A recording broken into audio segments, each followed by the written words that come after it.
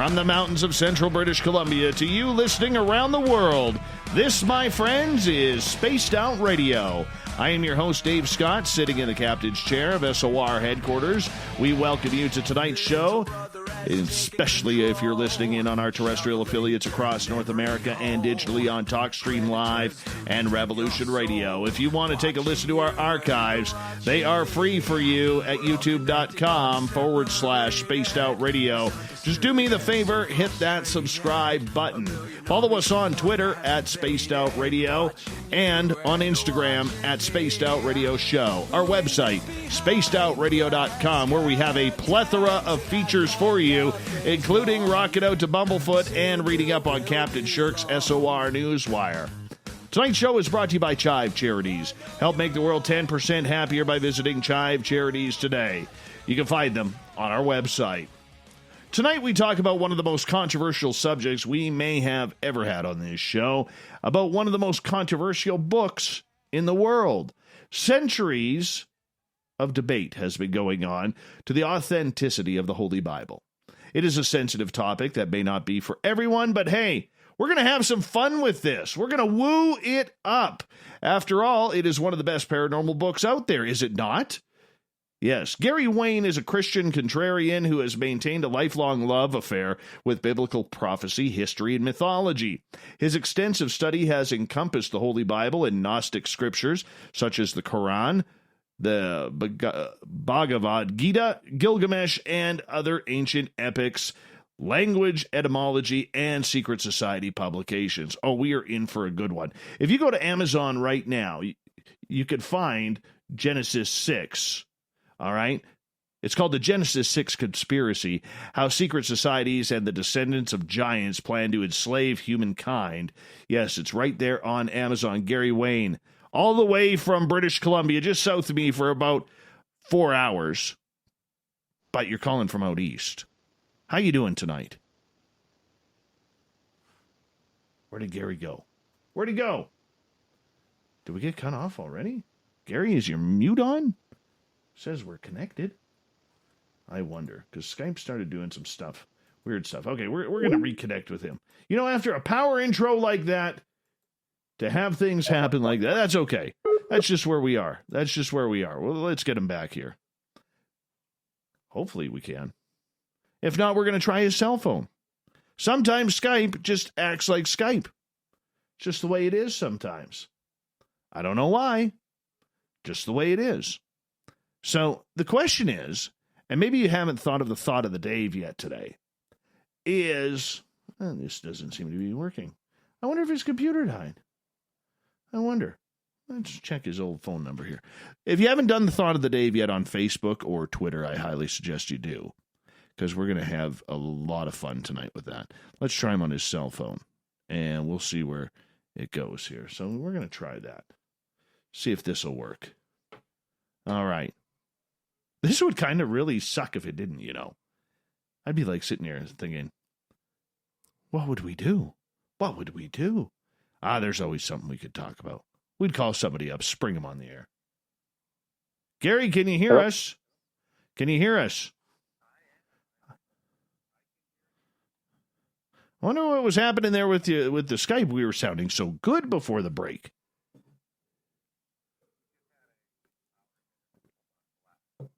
All right.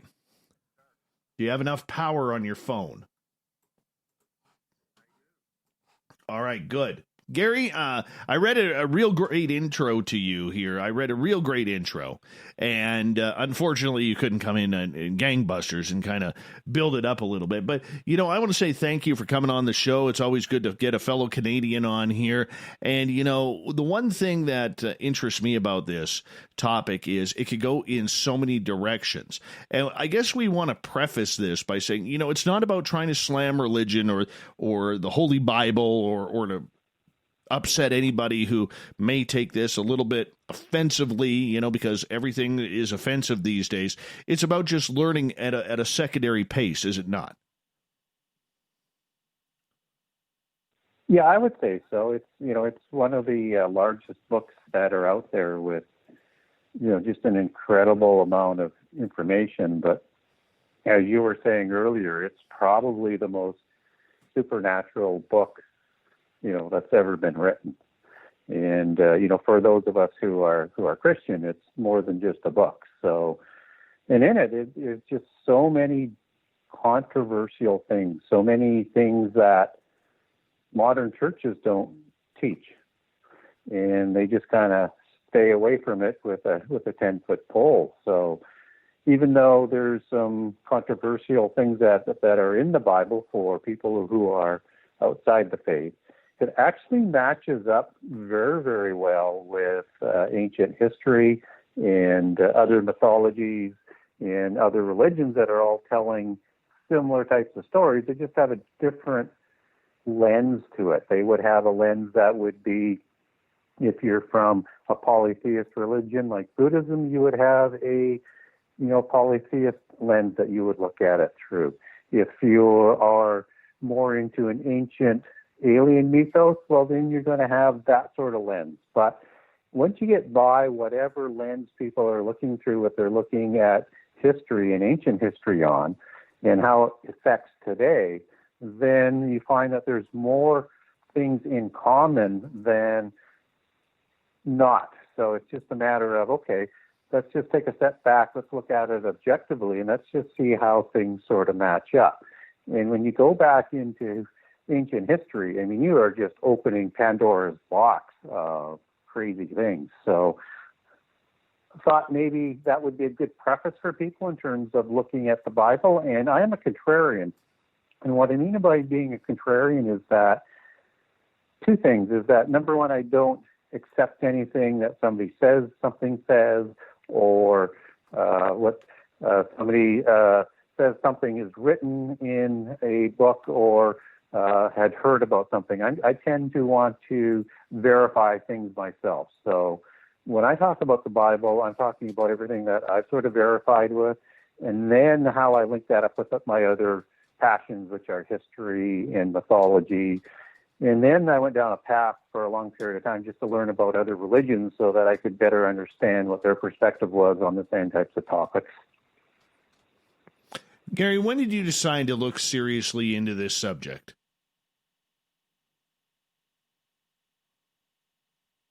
I kind of backed my way into it. I was challenged when I was quite young and in about 1980 to read a book. And at that time, I was not in the church. I was not a Christian at that time. I was raised a Christian, but I had left, and we were sitting around having beers. And after a number of drinks, one of the people there says to me, if you've got the courage, there's a book we'd like you to read. And so, I'm at that age. I'm going, well, there's, I read a lot. There's not a whole bunch that's going to scare me. And I said, what's the book? And I wasn't sure quite what they were referring to. And it was a book called The Late Great Planet Earth by an author named Hal Lindsey, who was a Bible prophecy and a researcher and a prolific writer in the late 60s and 70s and early 80s. And so I read the book. And it's a prophecy book on the end time. And it literally scared the socks off of me. And so I wanted to verify, was that accurate? Or was he manipulating Scripture as so many people do? And so I started to pull out a Bible, and then I started to look at some of the prophecies that he was talking about. And even though I didn't know, all the other prophecies, what I found is he wasn't manipulating it. He was just sort of laying it out there, and here's what he thinks would happen as we move into what's called the end time. So that just led me down to, well, now I need to figure out what else is going on here. And I decided I would start to log all the different prophecy narratives in the Bible. And along the way, I decided I would log other things of interest that I would pick up. And of course, you get very quickly into the Bible, and by chapter 6, in verses 1 through 4, and all of a sudden you're into the sons of God marrying the daughters of men and creating giants. And you just sort of go, wait a minute, what's that all about? And then I thought, you know what? That's not what I'm really trying to do here. That's interesting. I'll log it, but that doesn't really have my interest. And I'm not sure who the sons of God are at this point in time. I later come to learn that they're angels.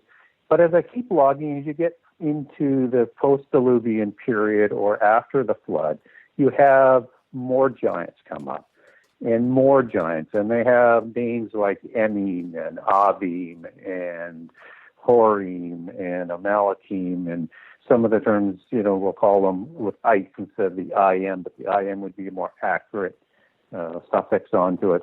But all of these different names of these giant tribes, and you're going, well, what the heck's that all about? And so I logged them down, and as I did all of that through, say 15 years worth of work or so, I had it all into files, and I started to piece some of it together, and I thought, you know what, I want to write some books about prophecy, but I don't have a platform, and I've not published a book before, so I'm an unknown quantity. And so I thought, well, let's write a short book and see whether or not I can tell a story, make it interesting, and get people to buy it and actually read it. Trouble is, along the road to the Colosseum, so to speak, I decided I was going to add in my history and my mythology knowledge, because I saw so many different points of contact and commonalities that I thought it'd be very interesting to talk a little bit about whether it was Greek mythology or Egyptian mythology or Norse mythology, and sort of mix that in. And then from there I thought, you know what, all of that ancient mythology and history is based on religious influence that was dominating those societies. And so I decided I then needed to learn more about those religions. And the more I learned about those religions, I realized they had developed alongside the polytheist religions mystery schools. And then when I dug in more into mystery schools, that led me into secret societies. And that rabbit hole took me down probably 10 years worth of research. And then I linked all of that together and published the book. So that's how I got into it. And this was my first book of more books that I want to write. I want to be a little bit more prophecy, and there is prophecy in this book. My publisher is okay with that, but he also wants me to do a sequel to this book because it's done very, very well for him. Mm-hmm. The Bible is such a sensitive topic for many people, okay? There are literally well over 1 billion to 2 billion people who use it as a guidance for life, a believer in God, a believer in Christ, and whatever it may be, whatever their personal beliefs are, and that's great. I will come out and say, I am a believer of God, I am a believer of Jesus, and that's just who I am. Okay, but I try and keep my own personal opinion quite away from this show. That being said, okay, with a couple billion people on this planet who practice some sort of Christianity or Roman Catholic religion, this book is very, very, important to them, and for good reason. That being said, if I look at it from a humorous side, to woo it up a little bit, I would say that this is something that is probably one of the best paranormal books out there as well. And I don't mean that as an insult to the Holy Bible itself, but it's very paranormal.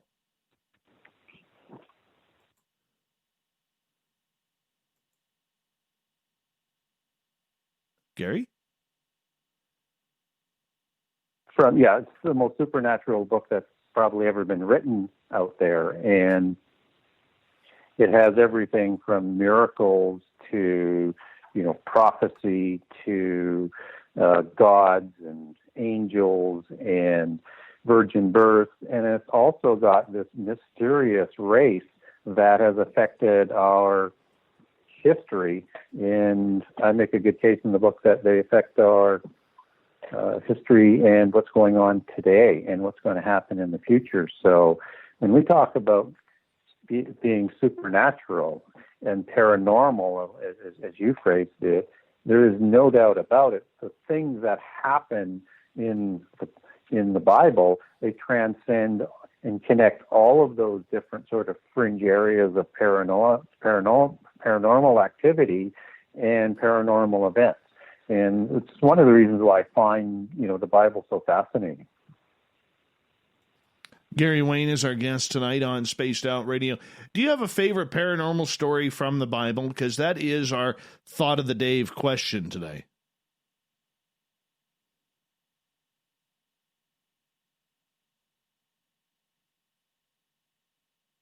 Hello? Sorry about that. I'm just organizing some light here as I'm working in the dark.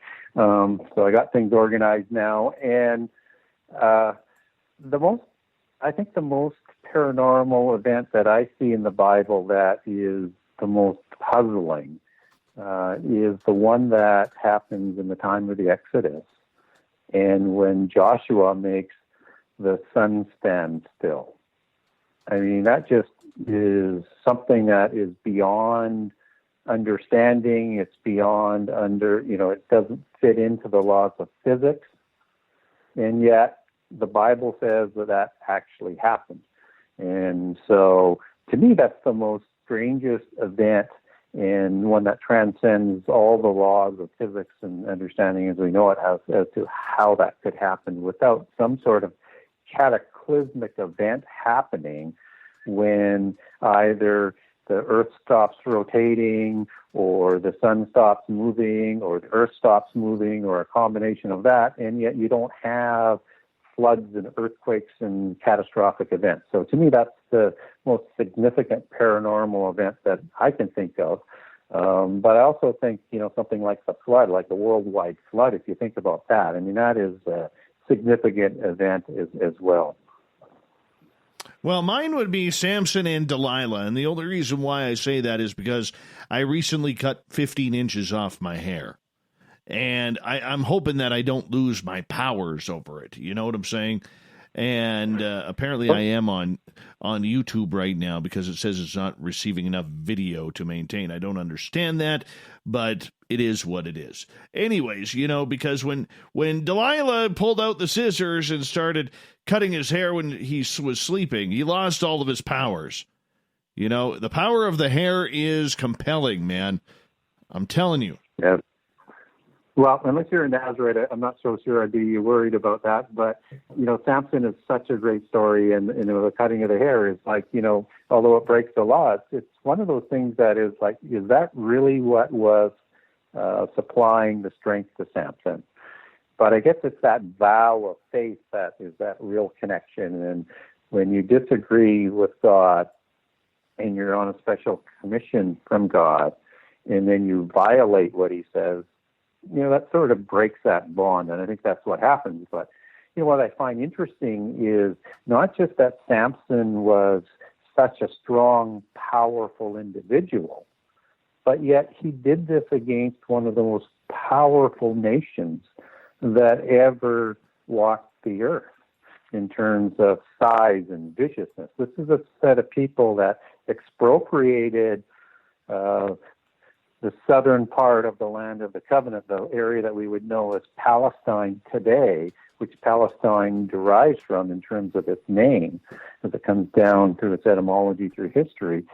They expropriated this land from the Hittites and the Egyptians, and the two most powerful nations, and they came from an island of Crete, and they just took on the two greatest powers of that time and kept them at bay and set up their own country. And these weren't just your average humans. These were another mix of these giants that we're talking about and hybrid Rephaim and human beings, and was one of the things that made them so powerful. And they controlled the iron industry at that time as well. So their weapons were beyond what the Egyptians and the Hittites would have had at that time, and they brought that technology with them from Crete. And it's why you see, when you see reliefs of the Philistines, is they have these Greek sort of helmets with these feathered hats, because that was their sort of history, even though biblically, we would know the Philistines as migrating and intermarrying with those titans and giants and heroes of Crete, and then migrating again over to the Middle East. Okay, so as we get into this, I mean, you have done a plethora of studies throughout your years in learning the Bible, reading it a few times, getting the ins and outs of all of it. You know, in your opinion, what's your thoughts of the Bible? Is it a religious text that we should be following, or is it something that we should be taking with maybe a grain of salt?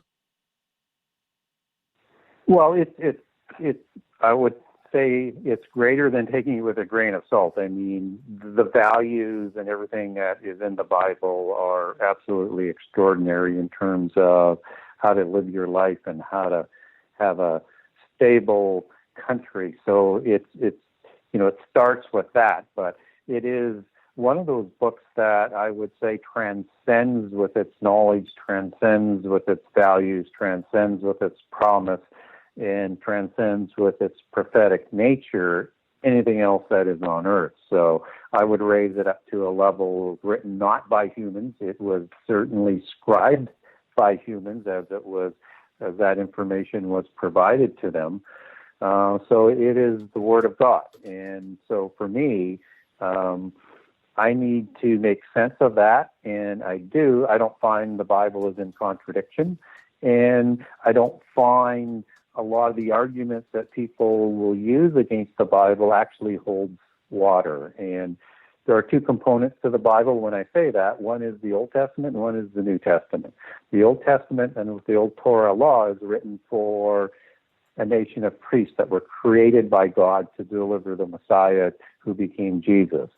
And so they were separated from all the other nations on the earth to be a nation of priests to serve a prophetic role through the Holy Covenant. And they could do that through either the blessings or the curses of the covenant. So they violated the covenant. We're going through the curses of that, but it will all be resolved in the end time, as prophecy tells us about.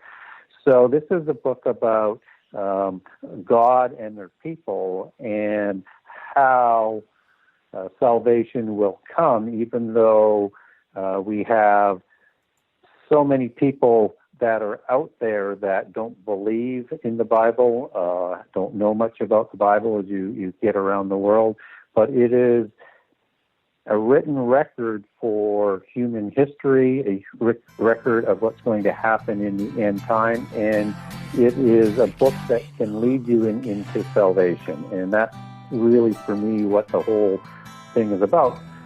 Gary, I'm going to have to cut you off right there because we got to go to break here. Gary Wayne is our guest.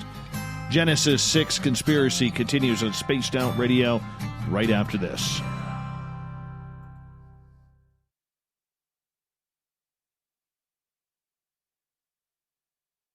Hey, space travelers, this is John Resig, founder of the Chive and Chive Charities. If you know anything about our website, you'd know we like to do things a little differently. We're not some faceless organization collecting money for a nebulous cause. Our donor dollars go directly toward life-improving items. Then we give those items directly to an underdog who needs it most.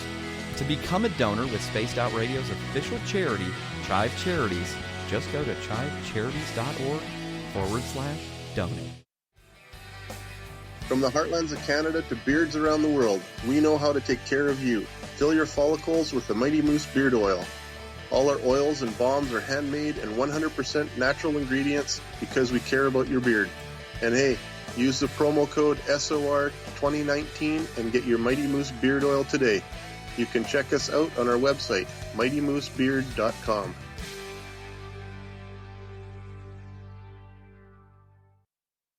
Hello, this is your guitar man, Ron Bumblefoot Thal, and I have to tell you, I love the response I get for Little Brother is Watching from Spaced Out Radio fans. It's amazing how music can inspire and make people think deeper about what's going on in the supernatural world. You can head over to my website, bumblefoot.com, to check out my music, my guitar workshops, my touring, even check out some of the hot sauces that I'm working on. And make sure you keep on listening, because with Spaced Out Radio, you know Little Brother is watching. Hey everybody, the SOR Space Travelers is open. For just $5 a month, you can hang out with Dave and our crew privately in our members-only section. With your signing, you'll receive newsletters on what's going on with Spaced Out Radio. You'll have direct contact with the host during the show in our chat, live streaming videos, and a great forum for your posts and more. Become a space traveler now at spacedoutradio.com.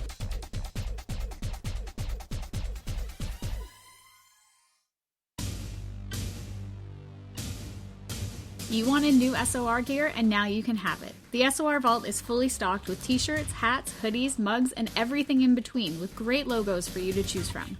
So head on over to spacedoutradio.com, click on the SOR Vault, and go shopping. Pricing is quite affordable, and you can look good representing your favorite show. So go to our website and pick up your new SOR wear at the SOR Vault today.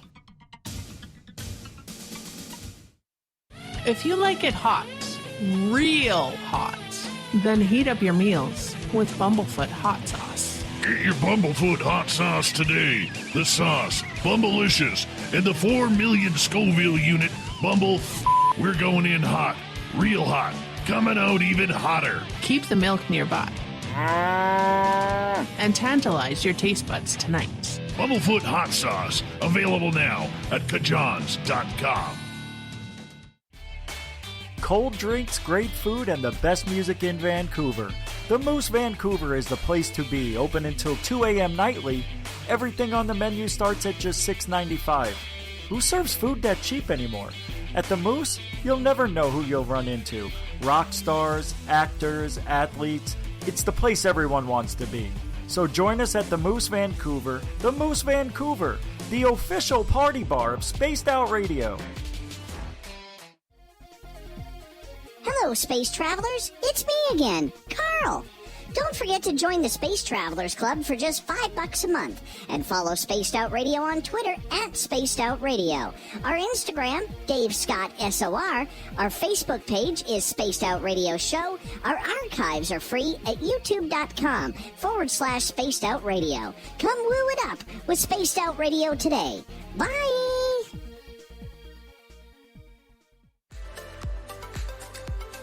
Are you looking for great advertising value for your company? Look no further than Spaced Out Radio. We have a multitude of places to get your name out there, including commercial ads during the show, special promotions, and banners on our website. Our audience is proven to support the companies that support our show. We can make your budget work for you. So for more information, please contact us at sales@spacedoutradio.com. At spacedoutradio.com, we are keeping you up to date on all the news with the SOR Newswire. Captain Shirk leads the team that is bringing you the news of the day and exclusive stories on everything paranormal and supernatural. It's free to read, it's updated daily, and it's right there for you. The SOR Newswire is a one-stop shop for the news of the day. Check it out at spacedoutradio.com today. We're taking Sunday nights out of this world on Spaced Out Radio.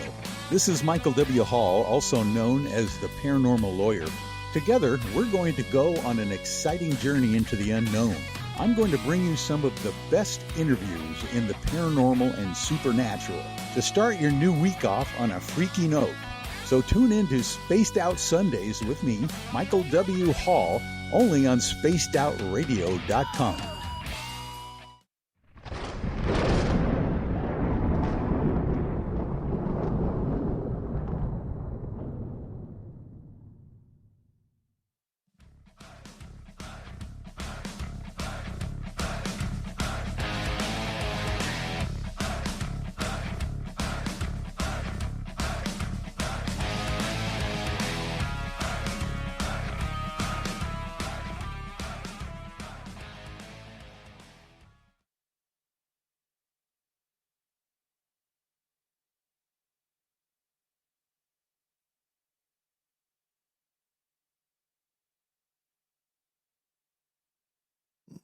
Oh, yes, here we go. I want to say hello to everybody listening in on our terrestrial affiliates across North America as we kick off the second half hour of Spaced Out Radio tonight. Gary Wayne is our guest tonight. We are getting into deep, deep, deep woo tonight, or religion, one of the two, whatever you want to call it, as Gary joins us to talk about the Holy Bible. Genesis 6 Conspiracy is his book, and it is called The Genesis 6 Conspiracy: How Secret Societies and the Descendants of Giants Plan to Enslave Humankind. Gary, welcome back to the show. Well, glad to be back, and very much enjoying the conversation tonight. All right, let's get into your book here, because when you look at the title, it kind of makes it seem like we should have the X-Files in on this with the Genesis 6 Conspiracy. You knew this was going to ruffle some feathers, Gary. Yeah, I did, and I wasn't sure as to how many feathers I was going to ruffle, but I ruffled pretty much all of the feathers you could possibly think of. And, you know, as I was going through the editing process, the editors were concerned that you're going to get everybody upset. You're going to get Christians upset. You're going to get seculars upset. You're going to get everybody mad at you. Nobody's going to buy your book. And I was trying to find a way to not have that sort of conflict. So, but it's controversial, and you know, I'm in contact with a lot of ministers, and what I quickly learned is that in seminary schools they're just not taught what's really in the Bible, and so I understand I'm going to be up against a sort of strong pushback in a lot of ways, but as people read the book, what I get more of for comments coming back is that for the first time, they actually understand the Old Testament. They understand the Bible better. And that's really what I was trying to do. But also I was trying to teach people about things that the churches don't want to teach. And so it's controversial in that aspect. And then you've got the secret society. So I have the Gnostics who are after me. I have the secret societies that are after me. I have all sorts of people that don't tend to don't tend to have the same sort of perspective as I have. But if I get a chance to dialogue with them, I can actually sort of bring it down to a level. Okay, I understand where you're coming from. Here's where I'm coming from, and here's where things sort of match up. And we can agree to disagree on what the outcomes are going to be or what some of the motivations are going to be, but, you know, we're really talking about the same thing. We just have a different lens on it. Okay, let's get into the secret societies part. What all formed there? I'm not sure I understood the question. What about secret societies? How did they form? What is out there? Yes. Why were they formed?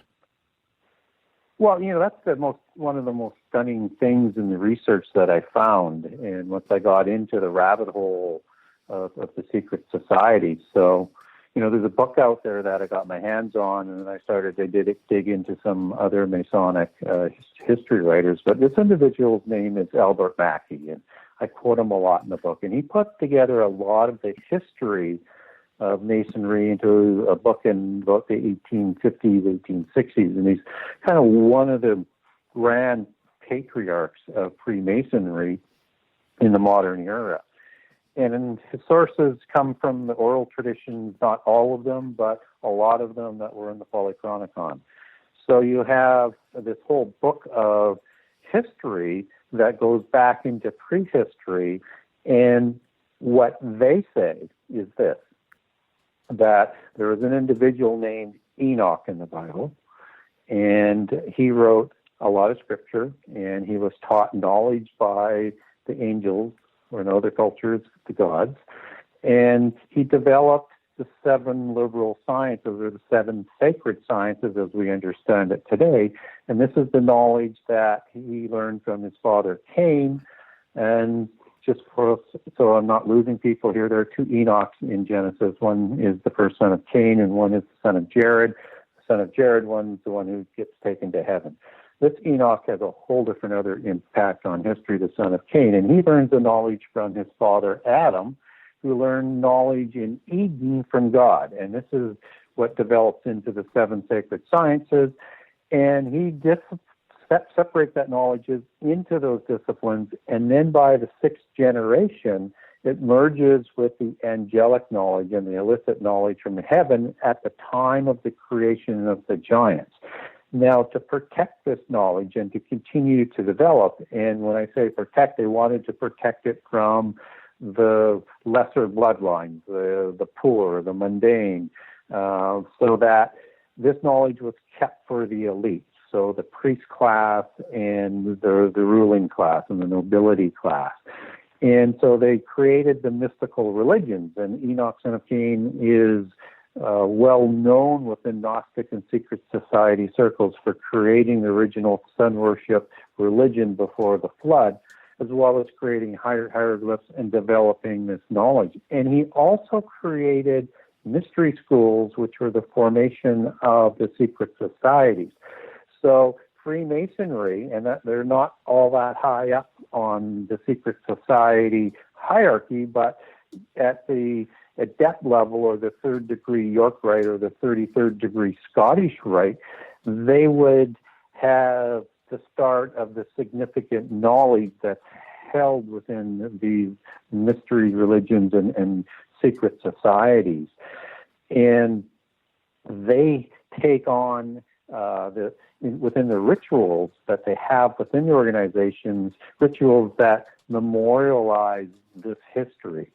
And their greatest patriarchs are Enoch, son of Cain, Tubal-Cain, which is a descendant of Enoch and Cain, Nama, which is a sister to Tubal-Cain, along with Jubal and Jubal, who are the sons of Lamech. And again, there's two Lamechs in the Genesis genealogy, one in the Cain side and one in the Seth side.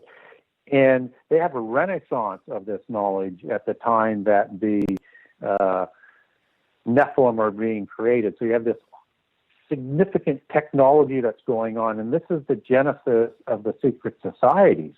And then they go on, which is absolutely amazing to me, is that they talk about how their religion that's created by Enoch, and of course the knowledge that he had crosses the flood. And as their legends go, they're written, this information is written down on two pillars. One is the legend of Enoch and one is the legend of Lamech.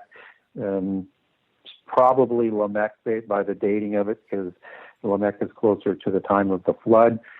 And a fellow by the name of Hermes, after the flood, finds these two pillars and has directions to where all of the knowledge of the antediluvian world was written, was put in 9 vaults in 36,525 books and buried under the pyramids that were built from the technology and the knowledge that Enoch had developed. And Hermes takes this knowledge back to Babel and partners with Nimrod, who initiates 1,000 people into the craft, into the mystical knowledge, and they start to manifest with that knowledge the fifth science, which is geometry, and known within the craft as masonry. They put this into use to build Babel City and Babel Tower. And Nimrod, he writes the first constitution according to the Masons after the flood. And so he's the first Grand Master after the flood, and also holds a significant place in Masonic history. So you get this sort of melding together that I was talking about earlier, but they have a different perspective as to, who is good and who is evil. And that when we look at the Genesis account of Nimrod and Babel, we understand that Nimrod founds Babel after the flood, and he is associated with the mystery religion, but we're not told where the knowledge comes from to build Babel City and Babel Tower, because as the story goes, you have 8 in the flood that survive, and by third generation, so less than 100 years after the flood, you have Nimrod building this city, and it doesn't make any sense that if the world was to start anew, that Noah would be teaching all of the knowledge and all of the polytheist religions that took the antediluvian world into apocalypse. But somehow we understand that Nimrod pulls this off in the Bible, and we get a hint of this knowledge that was used when it says, acting as one people, with one language, there's nothing that they try to do that will be prevented from them doing. And I think this is hinting at that knowledge that is the knowledge of the ancients. How does that play out into what is happening today? Are we still controlled by these secret societies? Are they still, a big part of how the world is run? I think of groups like the Skull and Bones or the Masons or something along those lines. What's your thoughts? Oh, there's no doubt they have a major influence today. So when you're mentioning some of these sort of what I would call branch secret societies, so I would, if you want to imagine how the secret society organizational structure kind of works, is imagine a tree. And in polytheism, you have the world tree that joins heaven and earth. And so this secret society has this trunk that sort of goes up the middle of the tree. And then outside, you have the branches coming down like an evergreen tree. And along those branches, there'll be other types of organizations that are involved. And they'll branch into these center organizations that sort of shoot up the tree. So the higher you get into the secret society organizational structure, you're going to go sort of kind of like this on a short version of it. You have Freemasonry, which is kind of the introductory organization. You hit the first level of adept, which is the old third degree of the York Rite and equivalent to 33rd degree of the Scottish Rite. Above that is the Illuminati, and it's actually working in at the center. And then above that are the Rosicrucians. And what's interesting about the Rosicrucians is that they are 50% of the people coming up through that occult trunk. And then the upper 50% are initiated from childhood, who are the royal bloodlines. They are the purebloods, as they like to be called, the black nobility, or the Illuminati bloodlines, as people like to talk about them, but that's kind of undervaluing the true nature of the power of these people. So if I take that back into prehistory a little bit, just to connect a few more dots, when the giants are created in the sixth generation, in the time of Jared and Noah, these giants usurp the governments and the countries and the nations of the antediluvian world, because they're just so much bigger, stronger, and more powerful. And they're the offspring of the fallen angels, or the gods that are ruling the earth, or the watchers, as they're also known as, or the Grigori. And they partner with the fallen angels and the descendants of Cain to install this Enochian mysticism and develop this knowledge in the antediluvian world that parades it into the apocalypse.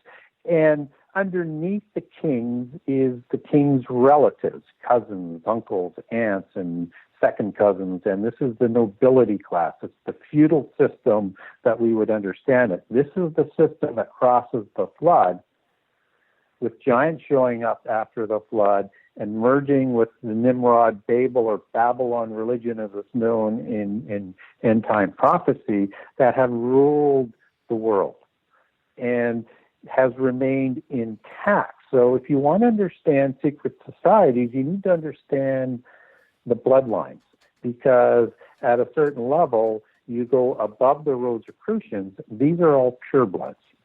And above the Rosicrucians would be the Committee of 300, and these are all representatives of the bloodline families. And above that, you're going to have the Council of 33, and then you're going to have the 13 families. So now that if you can imagine some of these other organizations, let's say the Club of Rome, they're going to intersect in the two halves of that secret society, and this secret society was created in the late 60s and have divided the world into 10 empires, blocks of nations, trading blocks, what have you, very similar to the setup in Revelation 13 and 17 with the 10 kings of the end-time empire, Daniel 2, 7, and 8. So they have set up the world and with into 10 empires, and they're made up of purebloods and of people coming up through the system, people of new money, people who want to intermarry so the next generations can be higher up in this hierarchy, this cult hierarchy.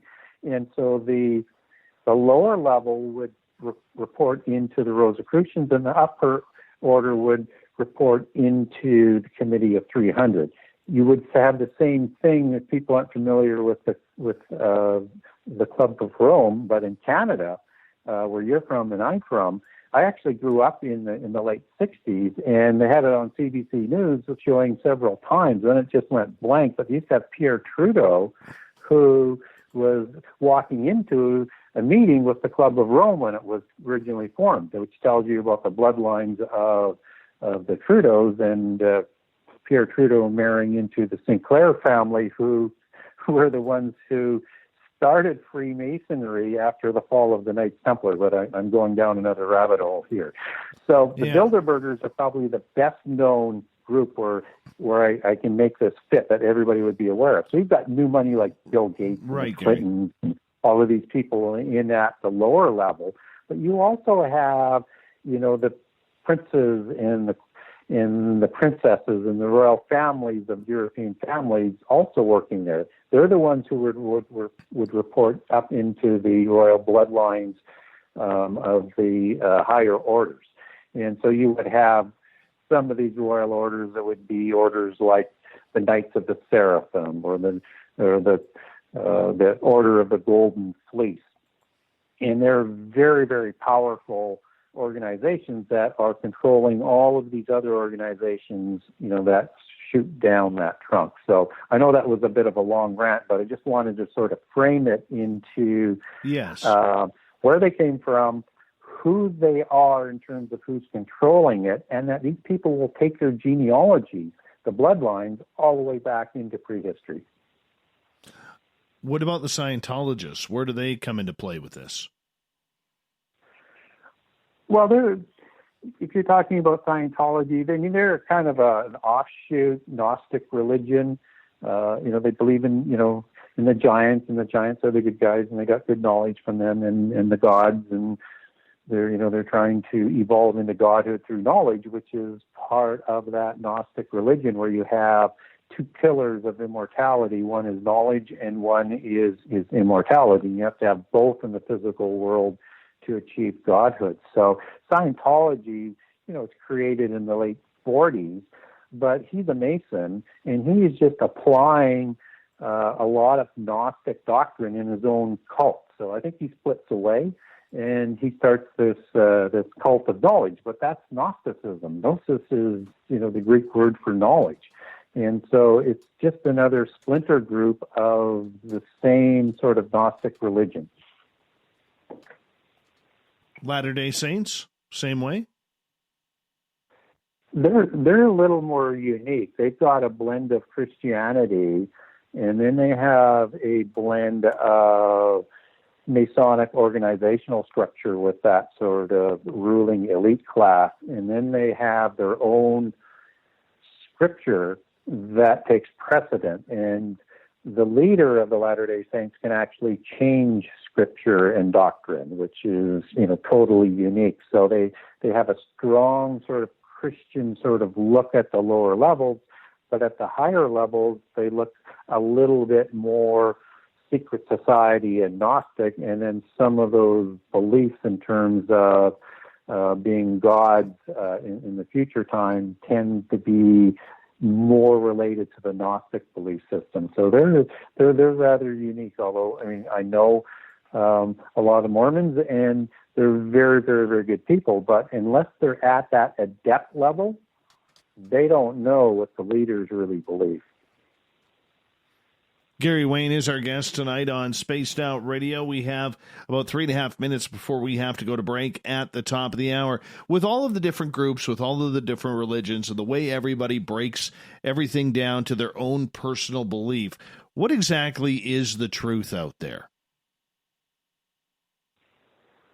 What exactly is the truth? Well, I think what the truth is people are trying to figure out why we're here, right? And I think that's what the Bible tells us, unlike other religious books that are out there. It tells us what happened in prehistory, even before humankind. It tells us what happened throughout history, why it happened, and it tells us how and why we're here, and that we have the ability to be resurrected, to be like angels, to be like the gods, but not in the polytheist sense. This is in the spiritual sense or in the dimensional sense as in heaven, and that will be adopted that way as sons of God by Jesus' sacrifice for us. So it's a whole different process. But what's unique about the Bible is it gives you all of that information in a package that is sort of unlike anything else that's out there. And what is also amazing is that not only do you have, and I've touched on this a few times, you have all of these other belief systems that have a very similar telling of prehistory, and also telling of what's going to happen in the new age, or the age of Aquarius, or whatever the other groups want to call the end time. And so they have a different play on this, and they're all promising something in the future world that's going to be different. And that's where you start to sort of see those things change. So one that sort of separate and become different. And I know a lot of people might think it's subtle, but I think it's actually significant. What polytheism is offering in this world is being a god in the physical world. What God is offering to us is something that transcends the physical world and works into all the different dimensions that are out there. So that's what I think that the truth is that we're told why we're here and why we have to live and go through the times that we are, but in the end, here's what's going to happen, and you're told the end from the beginning. Interesting. So as we got about 30 seconds to go here before we have to go to break here at the top of the hour, is it people who are trying to translate this, or is there a hidden message that we haven't got yet? From the Bible? Yes. Okay. Just want to make sure of that. So again, there's two approaches in terms of religion and even within Christianity on how people tend to approach it. So there's what they call an interpretive approach, which means that you have to understand the allegories, you have to dig below the surface and find the hidden meanings. That's mysticism. That's the interpretive Gnostic approach, and there's a lot of influence of that in Christianity. The traditional method used by the Israelites in Judaism up, until the time of the dispersal of the southern kingdom in the time of Rome, 70 AD, is they used a literal approach. And the early Christian church, it became the Roman Gary, Catholic let's Church, continue this approach. when we get back from our break here. I apologize. It's a Canadian way to apologize, but we do got to jump out for a break here. Gary Wayne is our guest, talking the Bible, conspiracies around it, and so much more on Spaced Out Radio.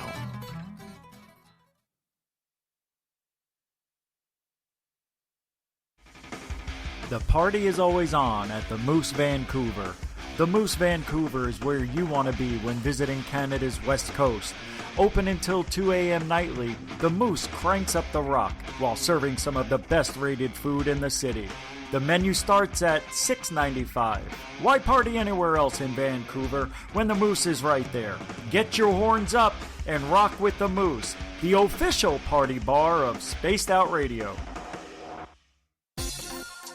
For the price of 1 cup of coffee a month, you can become an SOR Space Traveler. The Space Travelers Club is a place where you can interact with other listeners, either live during the show or on our great forum. We want your stories, pictures, comments, and ideas. You'll get live video streams, exclusive content, and be a part of our newsletter. Stay in touch with everything SOR. The Space Travelers Club is just $5 a month at spacedoutradio.com. Hi, this is Amber Beckrud, and I want to invite you to subscribe to our YouTube channel where we store all of the SOR show archives for free. And as an added bonus, every 2 weeks I'm posting brand new content on Cryptid Tales, where I will get into some of the spookier legends and folklore from around the world and tell the stories that go with them.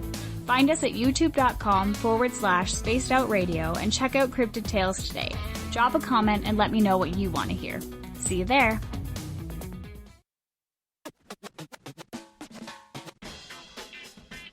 The SOR Vault is open for business, and do we have some cool swag for you to pick up?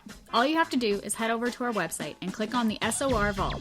You have a variety of cool logos to choose from, and put them on anything you want. T-shirts, hoodies, hats, coffee mugs, you name it, we can get it to you. So do your shopping by supporting the store you love. Get your Spaced Out Radio swag at the SOR Vault today.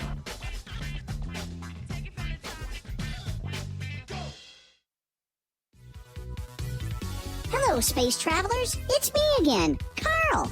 Don't forget to join the Space Travelers Club for just $5 a month. And follow Spaced Out Radio on Twitter at Spaced Out Radio.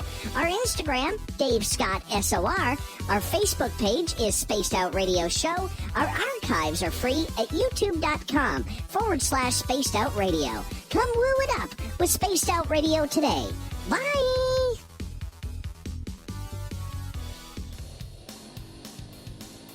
We all know on Spaced Out Radio we love a good beard and mustache, so why not take care of your facial hair with Mighty Moose Beard Oil? Made in Canada, we're taking care of beards and stashes around the world. We use 100% natural ingredients with our oils and balms to make your whiskers feel silky smooth. Use promo code SOR2019 at mightymoosebeard.com today.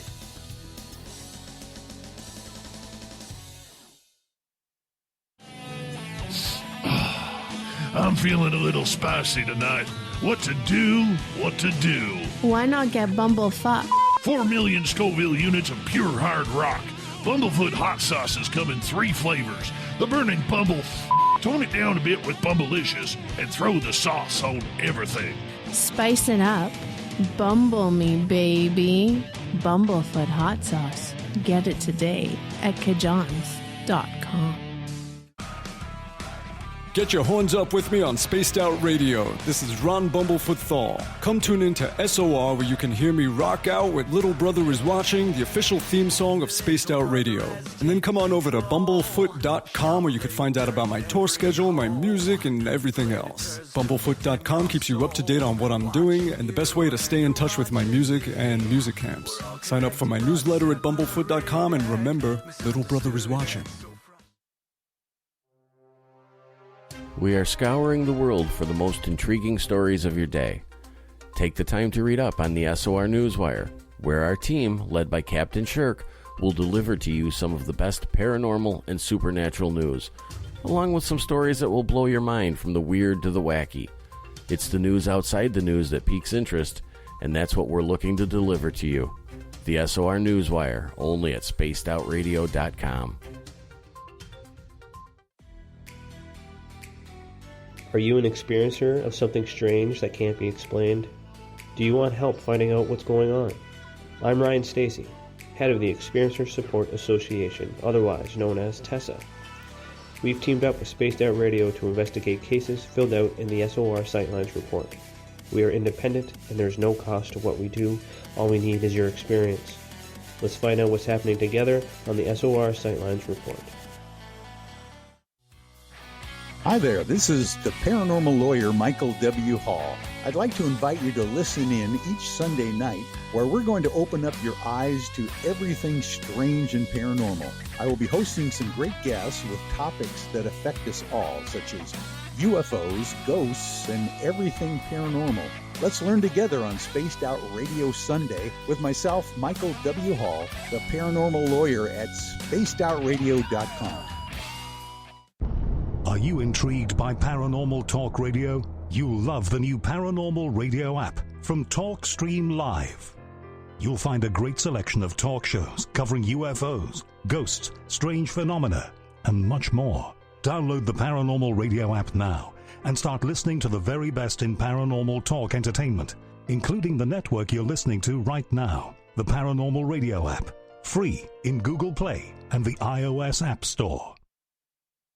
Hey, space travelers, this is John Resig, founder of the Chive and Chive Charities. If you know anything about our website, you know we like to do things a little differently. We're not some faceless organization collecting money for a nebulous cause. Our donor dollars go directly toward life-improving items. Then we give those items directly to an underdog who needs it most.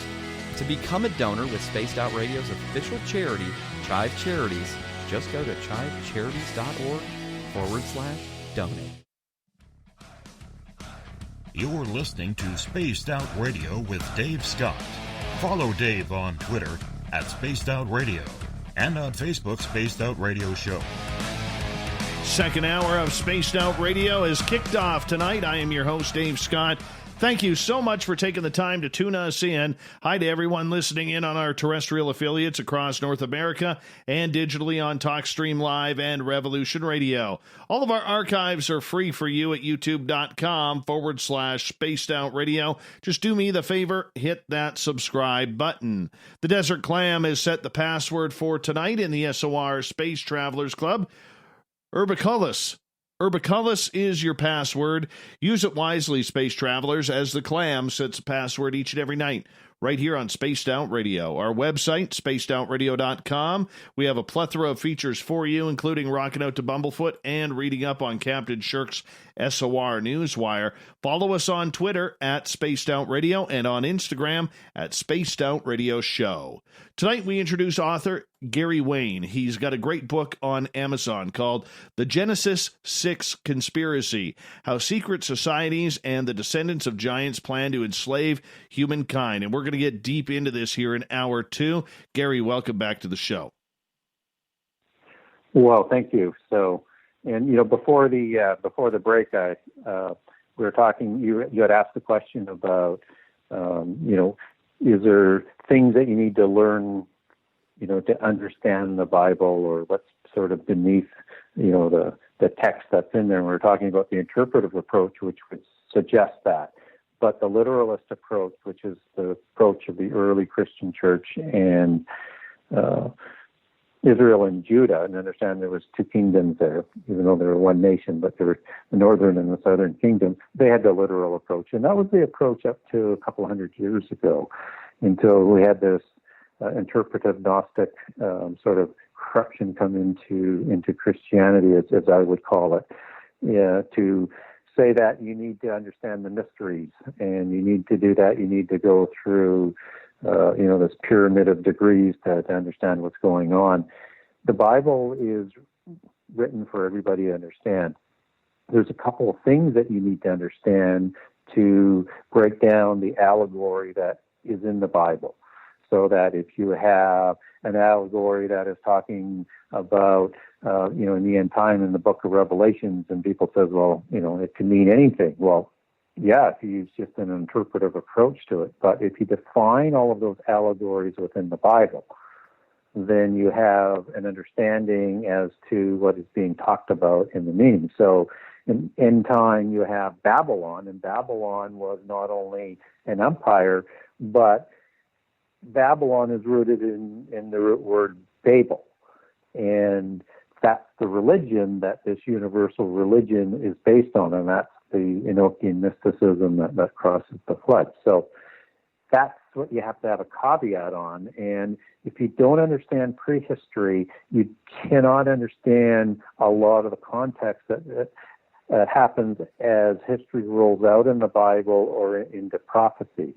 And if you don't understand Genesis 6, and you don't understand that there were actually giants that were created that usurped all of the kingships both before and after the flood and established the elite noble class and acted as given the divine right to rule by their procreators, the rebellious angels, or the gods as they're understood in other religions, then you're not going to be able to understand what's going on in the Bible, both in history or in prophecy.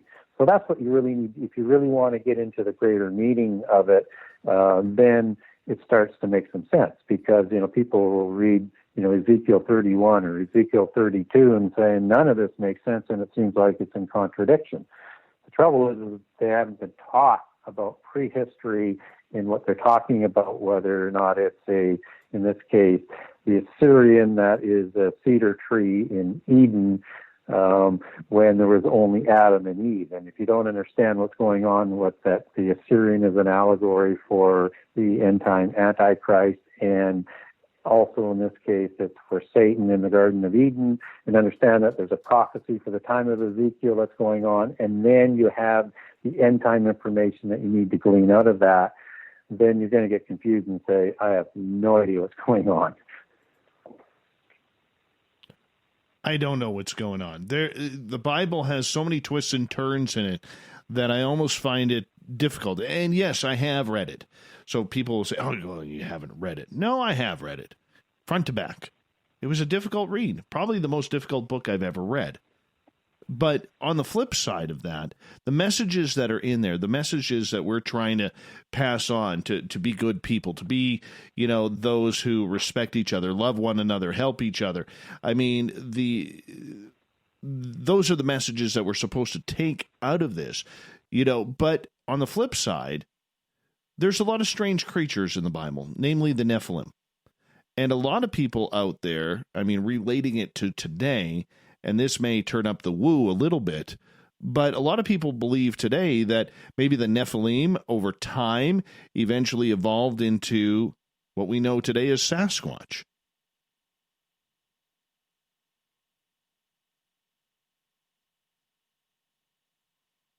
Gary. There is a connection there, but I would look at that as Sasquatch as being a separate being. What we do know about Sasquatch or Bigfoot is it's intelligent, tends to live, away from people. It's associated with mountains and caves and possibly portals. And it's a hairy creature, and it's larger, on average than a human, but it's not giant-like. I would classify creatures like Sasquatch as a Nephilim kind of being, but a different kind of being.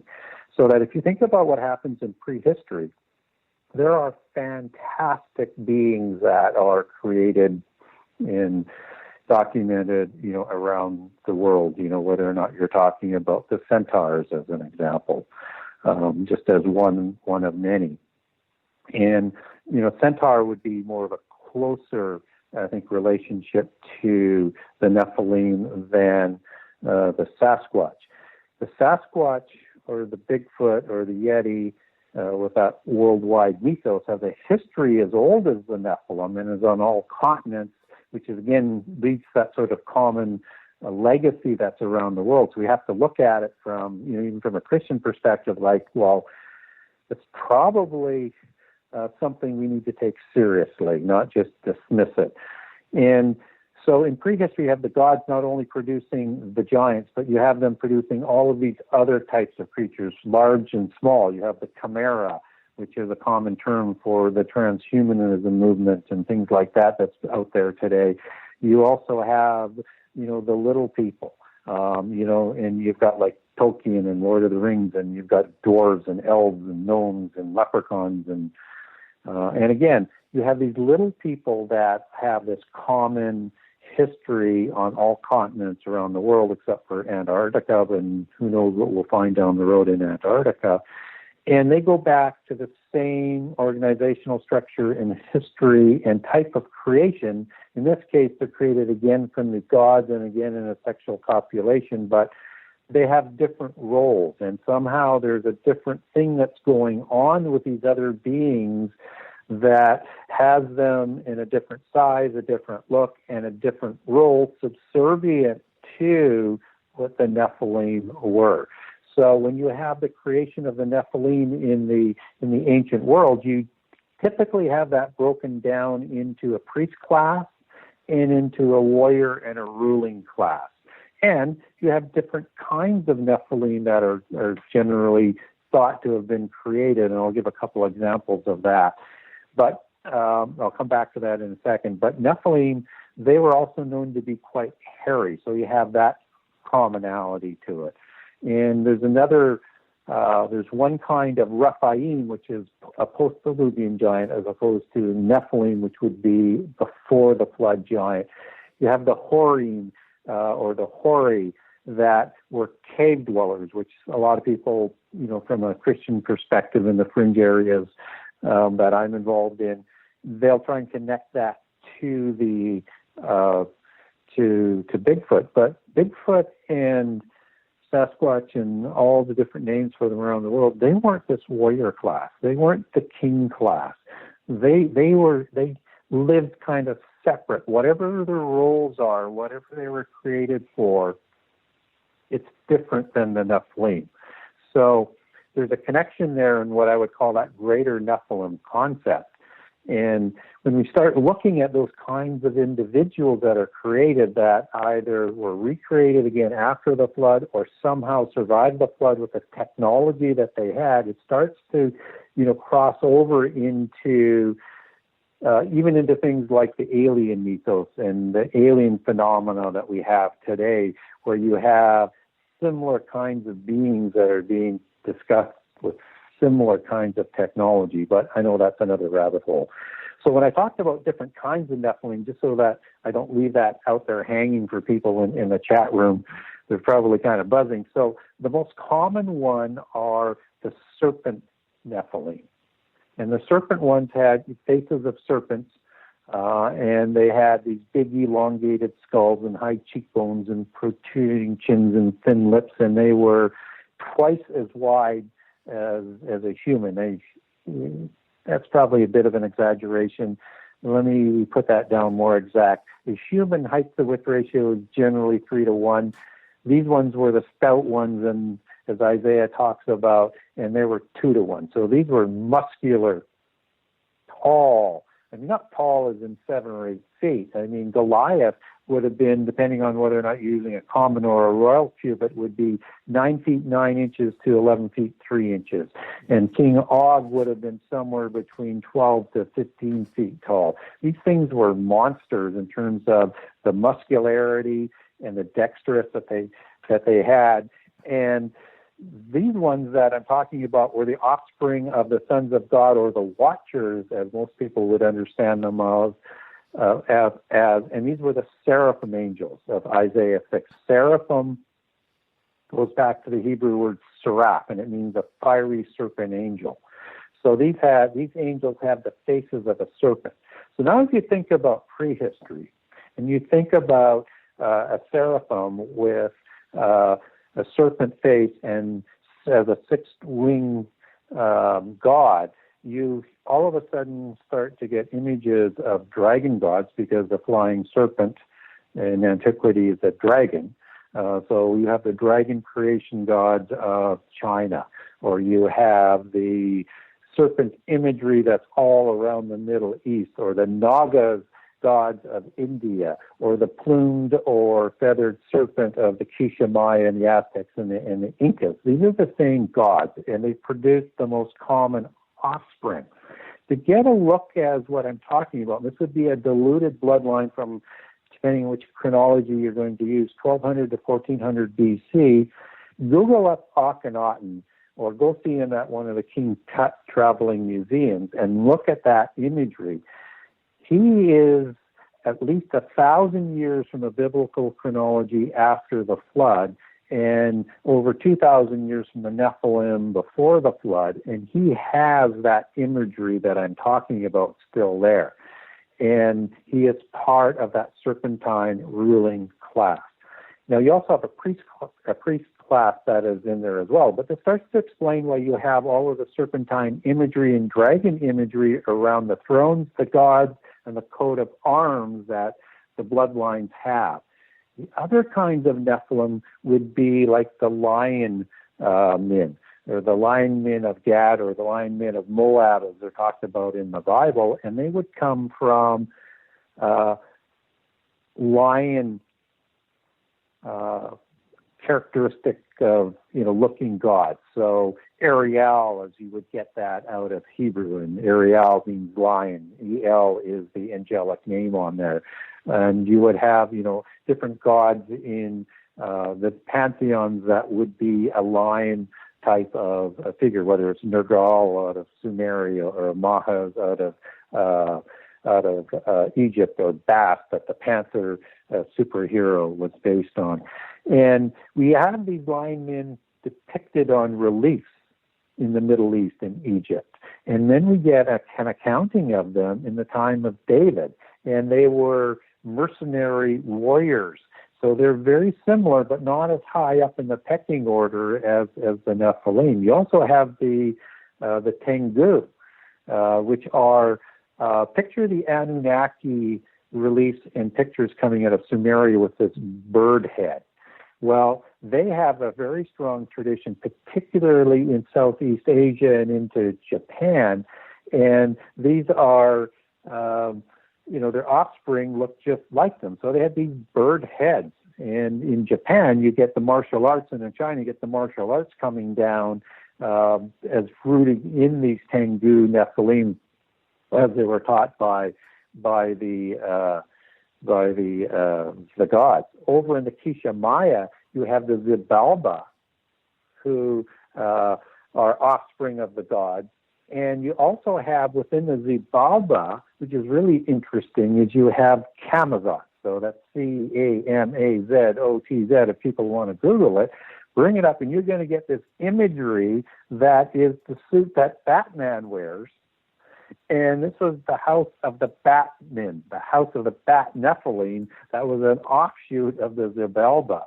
You also have the mythos of the Dogmen, which also has a history that goes back to, jackal gods like Anubis, for example, and other gods that produced offspring as well.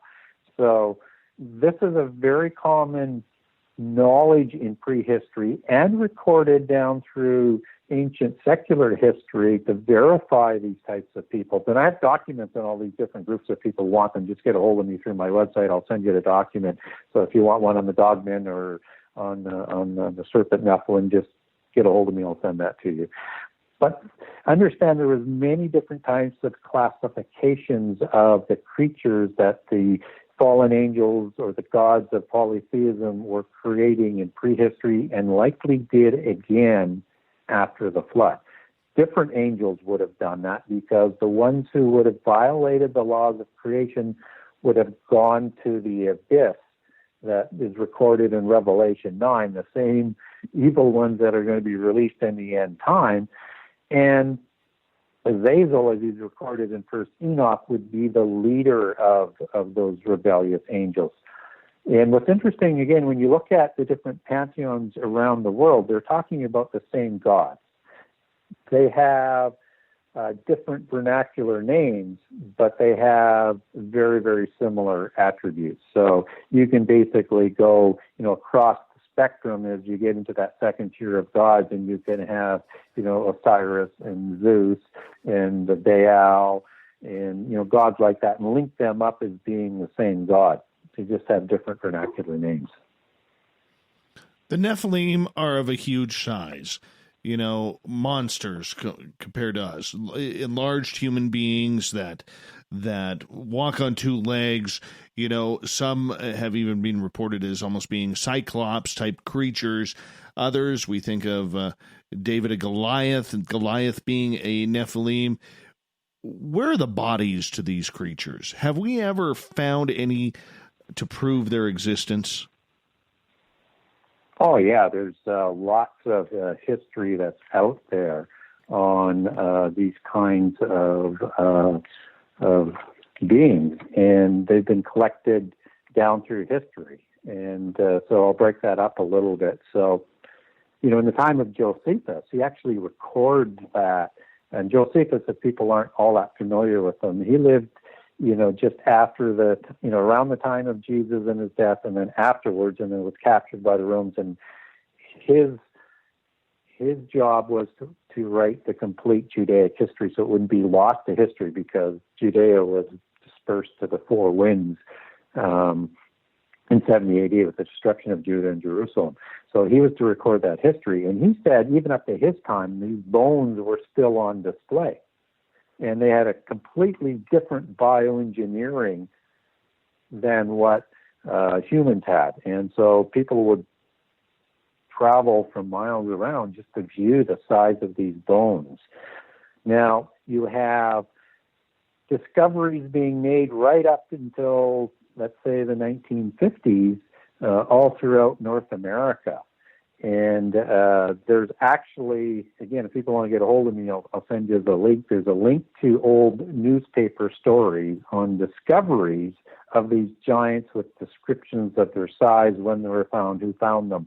And there's like hundreds of these news articles that recorded all of this. And they all have a similar story in North America, where they either go to a university and then to the Smithsonian, or directly to the Smithsonian, and then there are no records thereafter. You have this going on with the Royal Society and associated groups, which is kind of the parent group. Understanding James Smithson was part of the Royal Society, who left his money to start up the Smithsonian, and the Royal Society was created by Freemasons and Rosicrucians for specific purposes. A lot of good came out of that, but a lot of control came out of it as well. That's a different rabbit hole. But you have the Royal Society and similar groups in Europe doing the same things. And then you have the Vatican collecting all of this for the last 2,000 years, and it's all taken off the market and hidden. You can travel around places in the Mediterranean. They have some of these skulls and things in those museums. They just won't put them on display. They're part of the actual sort of inventory that they keep, but they just won't put them on display. There was a recent discovery of Peruvian skulls, of these elongated skulls and red hair in Peru, and a lot of study going on that. That takes them back to the Scythia area, and some of them through Ireland and England, through the Tuatha De Danann. You also have a strong history within First Nations in North America of these giants. And again, they're all red-haired giants. And you have these serpent mounds that are created that are interconnected with these giants. What's interesting about the elongated skull, it's part of the description that I provided earlier. What I didn't talk about was that they had pale white skin, and they tended to fall into two different groups of other distinct characteristics. One would be blonde hair and blue eye, from where the Aryans come from, and where the Nazis would take their mythos back to Thule, which is like an ancient Atlantis, and out of the Norse mythology, or the Germanic northern mythology of the Tuatha De Danann. And you have the red hair, hazel-eyed giants that migrated over to Ireland and to England and to Scotland, whereas the blonde-haired, blue-eyed ones migrated north up for the most part, up the Danube and into Russia, Germany, Sweden, and Norse, and where you get that sort of whole blonde-haired, blue-eyed Aryan mythos, where that comes from. So it's very interesting that the North American descriptions and skulls that they would have discovered were described as having red hair, the same type of description as what were discovered recently in Peru, and as what the descriptions were recorded as with these other giants around the Mediterranean, whether or not it's in Greek or Egyptian mythology. I'm going to get you to hold on right there, Gary, because we got to step out. Gary Wayne, our guest tonight, biblical stories, prophecies, secret societies, coming up next on Spaced Out Radio.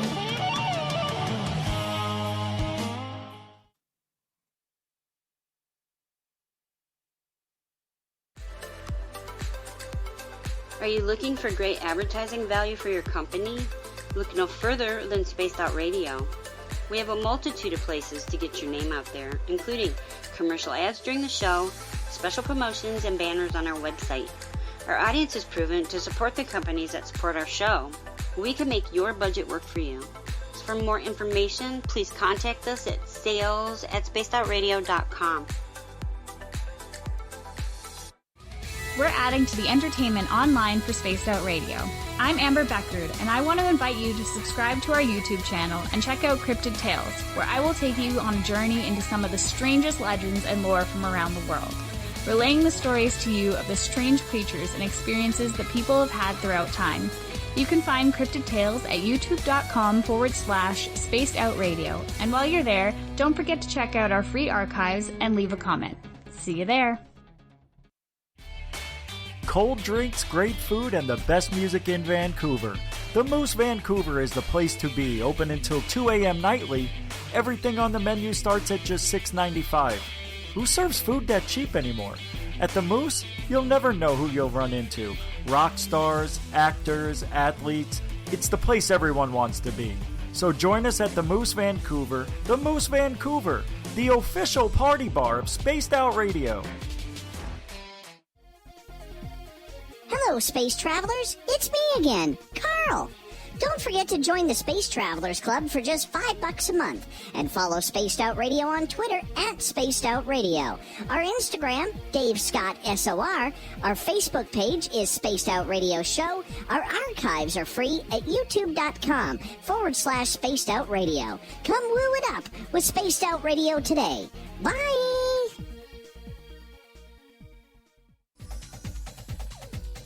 Hey everybody, the SOR Space Travelers is open. For just $5 a month, you can hang out with Dave and our crew privately in our members-only section. With your signing, you'll receive newsletters on what's going on with Spaced Out Radio. You'll have direct contact with the host during the show in our chat, live streaming videos, and a great forum for your posts and more. Become a space traveler now at spacedoutradio.com.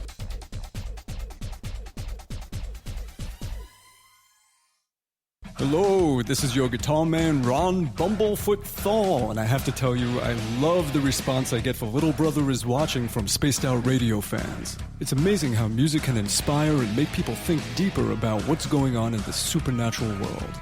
You can head over to my website, bumblefoot.com, to check out my music, my guitar workshops, my touring, even check out some of the hot sauces that I'm working on. And make sure you keep on listening, because with Spaced Out Radio, you know Little Brother is watching. You wanted new SOR gear, and now you can have it. The SOR Vault is fully stocked with t-shirts, hats, hoodies, mugs, and everything in between, with great logos for you to choose from. So head on over to spacedoutradio.com, click on the SOR Vault, and go shopping. Pricing is quite affordable, and you can look good representing your favorite show. So go to our website and pick up your new SOR wear at the SOR Vault today.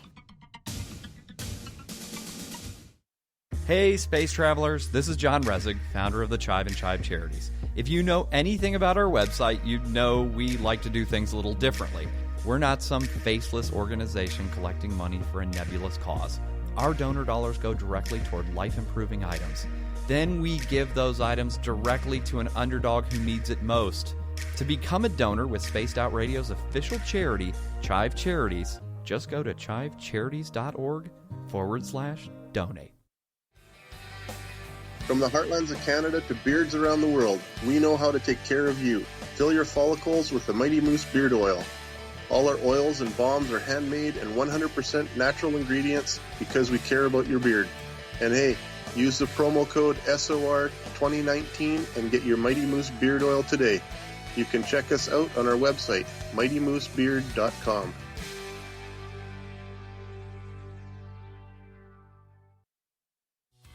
We're taking Sunday nights out of this world on Spaced Out Radio.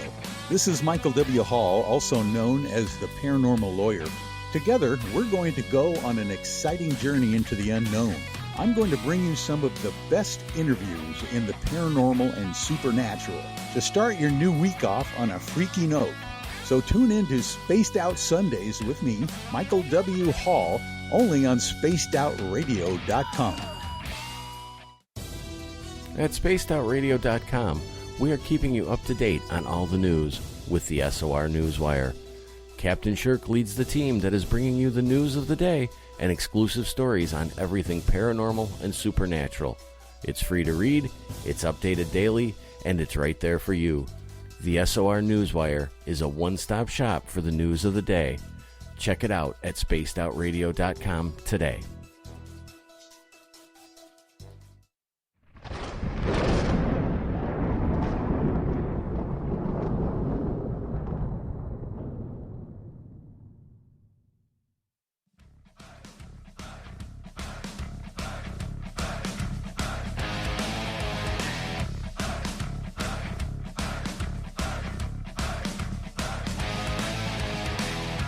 We pass the halfway point of Spaced Out Radio tonight. I am your host, Dave Scott. Sitting in the captain's chair of SOR headquarters, thank you so much for taking the time to join us. Reminder to all of you that if you've missed portions of this show or others, you can check out our free archives by going to youtube.com/spaced out radio. Just do me the favor, hit that subscribe button. Follow us on Instagram at Spaced Out Radio Show, on Twitter at Spaced Out Radio, our website, spacedoutradio.com, where we have a plethora of features for you, including rocking out to Bumblefoot and reading up on Captain Shirk's SOR Newswire. The author of The Genesis 6 Conspiracy, How Secret Societies and the Descendants of Giants Plan to Enslave Humankind, continues tonight. Gary Wayne is with us. Gary, welcome back. Well, happy to be back and looking forward to the next 30 minutes. So should be interesting. All right. We're going to start off with Nikki's question here. She is asking, Gary, what do you think regarding reptilians, whether they are biblical, alien, or otherwise? Yeah. So there's actually a fairly, strong tradition of reptilian in the Bible. So we talked about the Nephilim, who have this reptilian look, and they would be, for me, at the higher level of the food chain. But there was also a type of being that was created before the Nephilim, and you have this serpent that's in Eden, and it's the Nakash. And this serpent is walking and talking and intelligent and the most craftiest and wisest animal, and it's the one who deceives Eve and Adam in the garden, and it's the one that gets punished afterwards. So it becomes this serpent look, with this serpent crawling on the ground. So one wonders whether or not we have this sort of connection to the reptilians that is a strong mythos that's out there, whether or not they're aliens or another race of beings that are living either through, a changeling quality or just in disguise or living away from humans. So I look at the Nakash as being, a possibility that it's likely that the fallen angels, it's not likely, but it's possible that the fallen angels may have protected some of those beings and that they continue to reproduce and live under the earth, off the earth, whatever. You have to understand the angels that didn't go to the abyss, they still have, a lot of power in this world. And then you have another group. When I talked about the little ones, the elementals, that's part of 4 classifications in the fairy mythos. And I'll just quickly sort of run through it and get to what I'm talking about, to this one kind of elemental. But typically you have the proud fairies that come from another planet who rebelled, and those are the fallen angels, those are the gods. They mate with human females, and they create the physical demigods, which are the Nephilim, or in this case, in the fairy mythos, they create the fairy people, the fair people, the Tuatha De Danann giants who we just talked about. And then you have those giants who die, and it's their demon spirits, which is the 4th class, which is the banshees or the demon class. And then you have the little people, which is divided into 3 categories, and they're called elementals. But there's also another elemental that is a little bit different and isn't included into that 3 class, but it's a separate one, and they're called salamanders. And these are reptilian little people. So you have a strong tradition there as well. And where that links over in the Bible are the rudiments and the elements that's talked about in Galatians and I think it's the book of Ephesians or Colossians, one or the other. It slips my mind right now. But these are talked about as part of the hierarchy of the rebellious angel hierarchy, but they're at the lowest level of that hierarchy, just as the little people would be serving the Nephilim, serving the priest class, serving the gods. So that you have the gnomes who look after the technology and the knowledge. And in fairy lore, you have fairies that come through portals in flying machines, and they kidnap people for a fortnight, as the Scottish tradition goes, and they do experiments on them. They're looking to replenish their gene therapy, and these are the gray neighbors, as they're called there, or the gray gnomes, and they have an identical description to the grays in the alien mythos. So you start thinking about that then with the salamander reptilian elementals, and again, we understand that the reptilians in the alien mythos are kind of above the grays, or at least, use their, strength or power or position to elevate them over the elementals.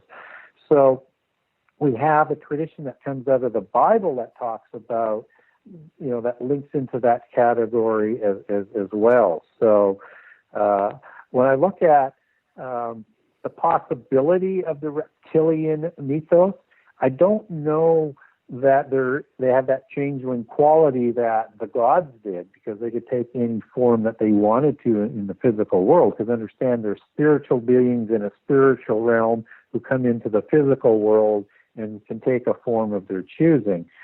So for, let's say, Ike, who has that very strong following and done a lot of research on in his case for reptilians, they would have that changeling quality, and we don't have any evidence of that. But there is such a strong mythos down through the generations that I'm not one who sort of dismisses any of the possibilities. I just look for solutions and or sources as to where or how they could come about.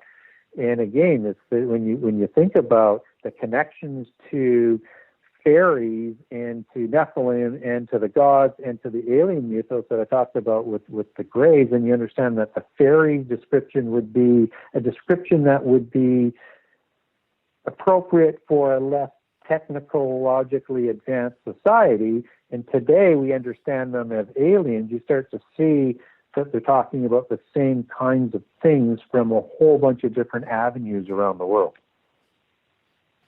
Okay. So when it comes to biblical speak, are there aliens in the Bible?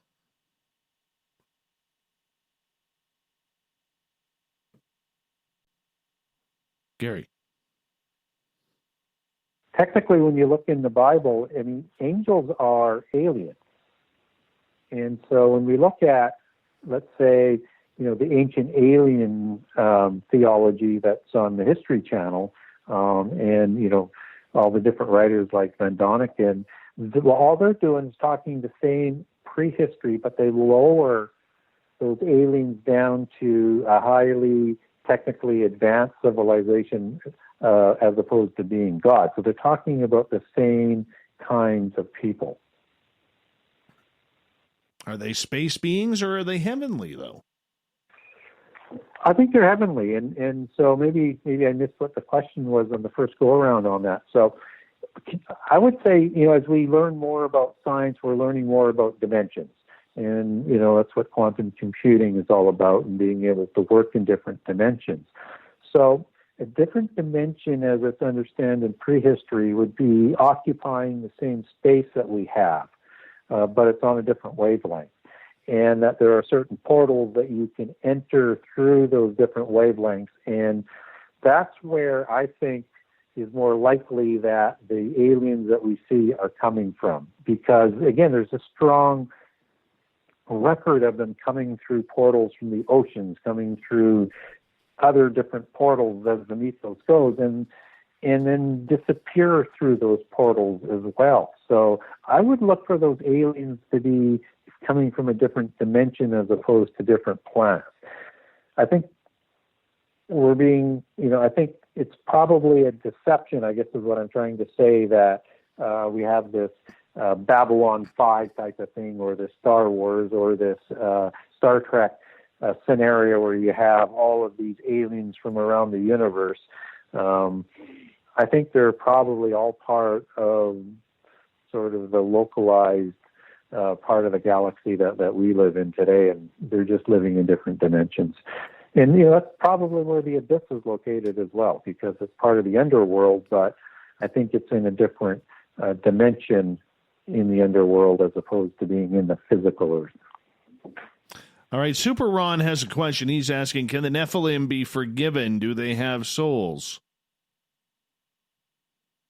Well, they have spirits, and that's what first Enoch talks about as the counterfeit spirit. So that's the spirit that is passed on from the angels, and that's why it was a violation against the laws of creation, because they're not allowed to do that. So it's called a counterfeit spirit, but it's still a spirit that was passed on, and the original spirit originates with God. So let's just be, as we follow that chain, I don't believe that anybody who is, whether it's a Nephilim or a descendant of the Nephilim, who are born the way they are without violating the laws themselves, are condemned. Now, I know a lot of people will say, well, the first generation has to be condemned. Fine.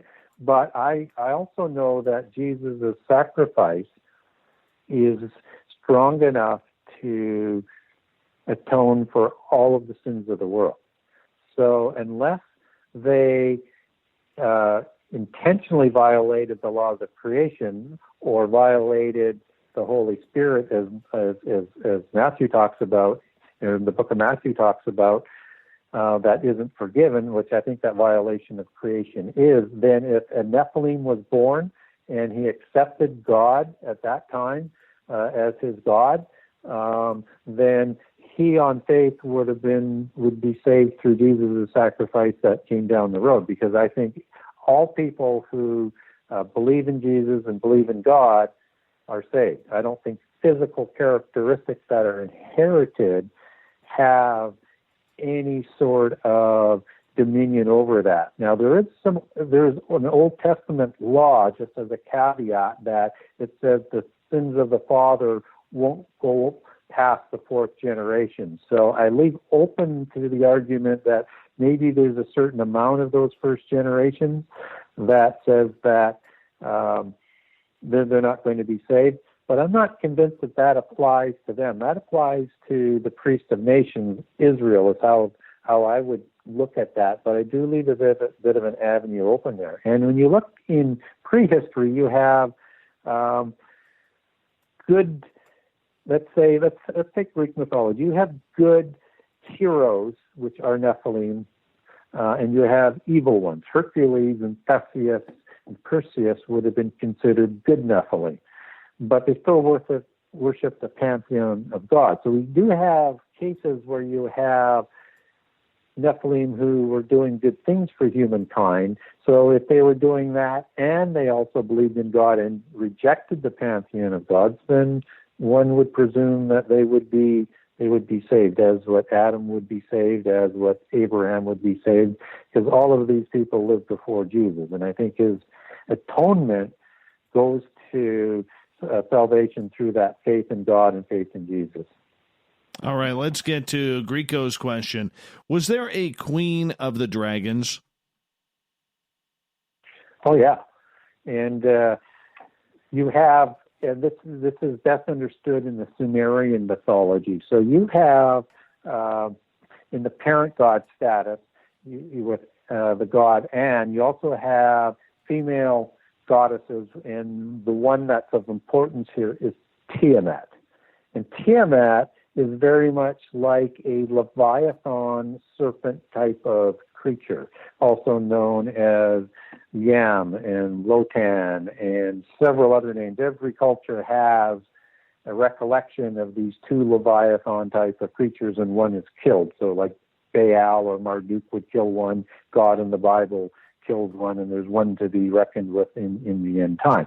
But the point is that she is described as a serpentine dragon type figure, and she is the matriarch from a goddess level, a female god, as the queen of the dragon bloodline. And then after Tiamat would come, Lilith would be close in behind. And again, that's why you have that association with the dragon bloodlines with a female character. But as that sort of develops into the allegory of the bloodlines of the royal families, you have a matriarchal bloodline that transforms away from the dragon imagery where it was rooted, even though Lawrence Gardner would call them dragon queens. Afterwards, they have the allegory of the matriarchal bloodline, that is the fairy bloodline or the owl bloodline, as the allegory goes. And the male bloodline, the patriarchal bloodline, as it's tracked through their genealogies, would be the dragon and the raven bloodline. And so if you understand that these allegories are mixed in with the bloodlines of the royal families around the world, not just the Western families, but there are these bloodlines around the world, and understand these allegories, you'll understand what they're talking about. So yes, there was a root queen of the dragon bloodline. And even though it's applied allegorically, you'll get queens, whether it's Nefertiti out of the Egyptian bloodline, will also be referred to not only as a fairy queen, but also as a dragon queen. But understand it's about when they, sort of get legalistic on the allegory for the bloodline. One is following a matriarchal bloodline, and one is following a patriarchal bloodline, because it was important that if you're going to start a new dynasty, you had to provide that new dynasty with an important and noble dragon king, but you also had to have an extraordinarily ennobled matriarchal bloodline, and if you didn't have that, you couldn't start a new dynasty. Well, I can tell you this: whatever it is, that creature sure describes my ex-mother-in-law. I'm just going to say that. Yeah, frightening, okay. I guess. Oh, you have no idea. You have no idea. All right. Let's get to Jenny's question. She is asking what your thoughts are on the origin of New Earth. The origin of New Earth.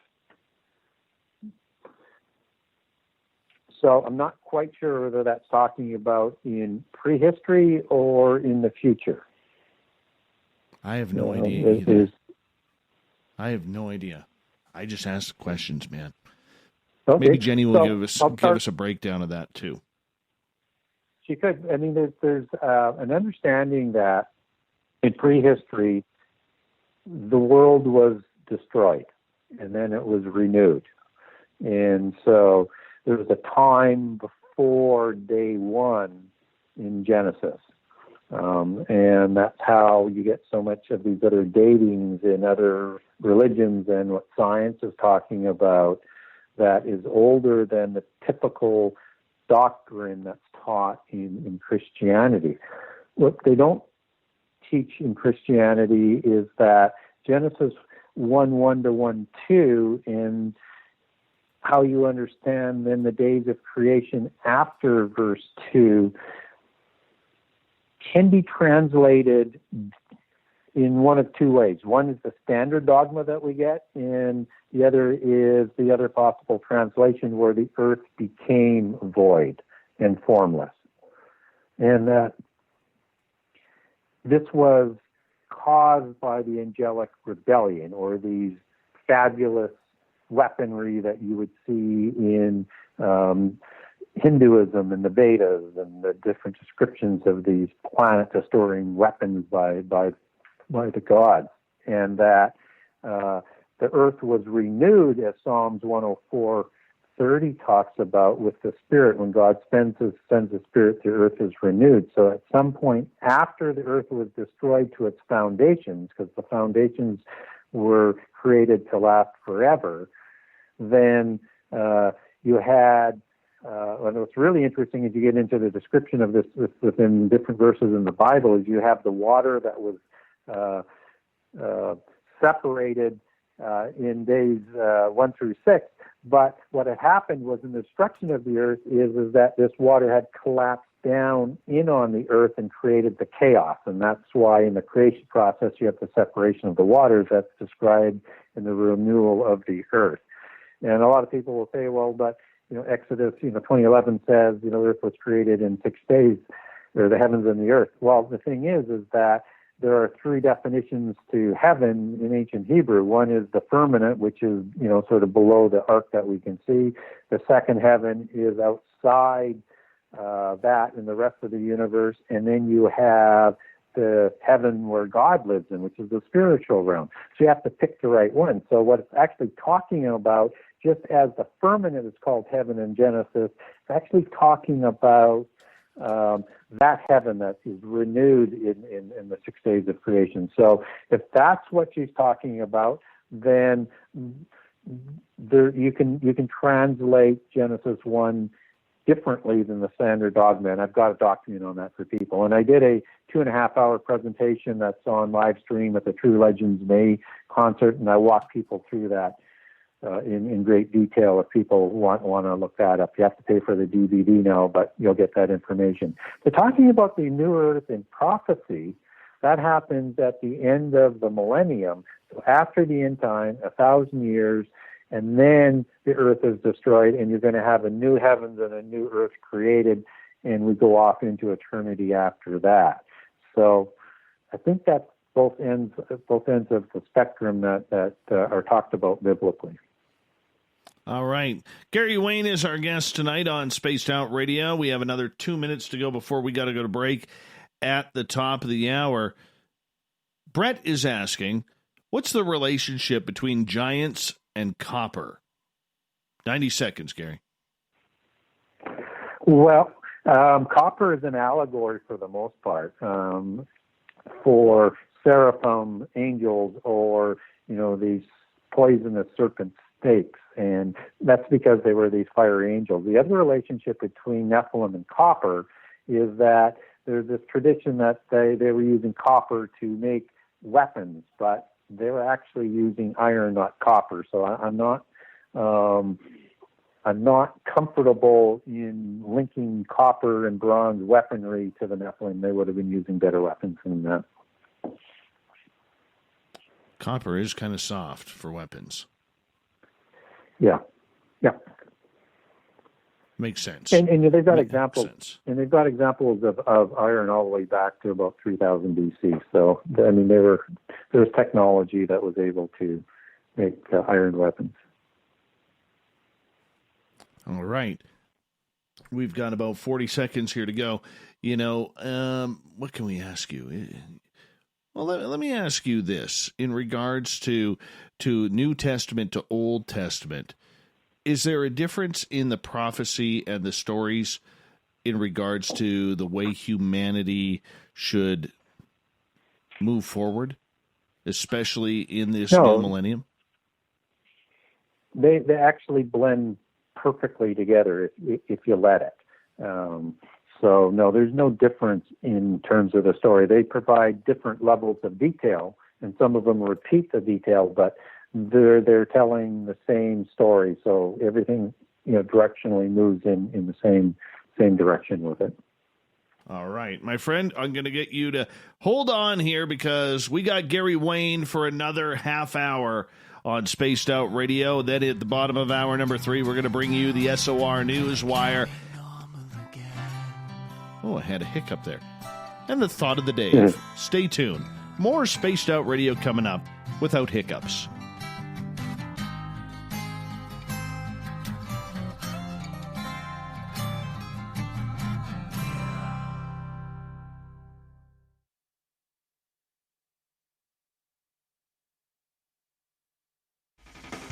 The party is always on at the Moose Vancouver. The Moose Vancouver is where you want to be when visiting Canada's West Coast. Open until 2 a.m. nightly, the Moose cranks up the rock while serving some of the best rated food in the city. The menu starts at $6.95. Why party anywhere else in Vancouver when the Moose is right there? Get your horns up and rock with the Moose, the official party bar of Spaced Out Radio.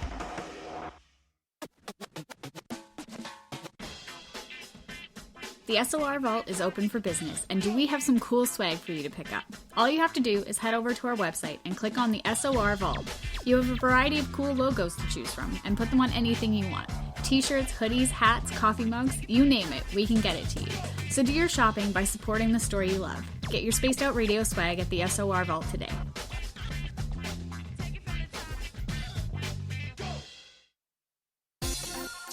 For the price of 1 cup of coffee a month, you can become an SOR Space Traveler. The Space Travelers Club is a place where you can interact with other listeners, either live during the show or on our great forum. We want your stories, pictures, comments, and ideas. You'll get live video streams, exclusive content, and be a part of our newsletter. Stay in touch with everything SOR. The Space Travelers Club is just $5 a month at spacedoutradio.com. Hello, this is your guitar man, Ron Bumblefoot Thal, and I have to tell you, I love the response I get for Little Brother is Watching from Spaced Out Radio fans. It's amazing how music can inspire and make people think deeper about what's going on in the supernatural world. You can head over to my website, bumblefoot.com, to check out my music, my guitar workshops, my touring, even check out some of the hot sauces that I'm working on.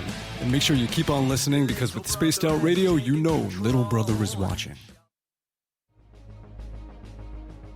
Hello everyone, this is Ryan Stacy from the Experiencer Support Association, otherwise known as TESSA. We're glad to team up with Spaced Out Radio to help investigate your experiences on the SOR Sightlines Report. Together, we'll investigate the strange sightings and occurrences you've had. We're looking for answers just like you. So fill out a Sightlines report on the Spaced Out Radio website and let's figure out what's going on together.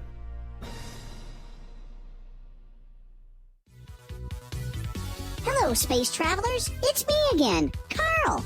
Don't forget to join the Space Travelers Club for just $5 a month and follow Spaced Out Radio on Twitter at Spaced Out Radio. Our Instagram, Dave Scott SOR. Our Facebook page is Spaced Out Radio Show. Our archives are free at youtube.com/Spaced Out Radio. Come woo it up with Spaced Out Radio today. Bye!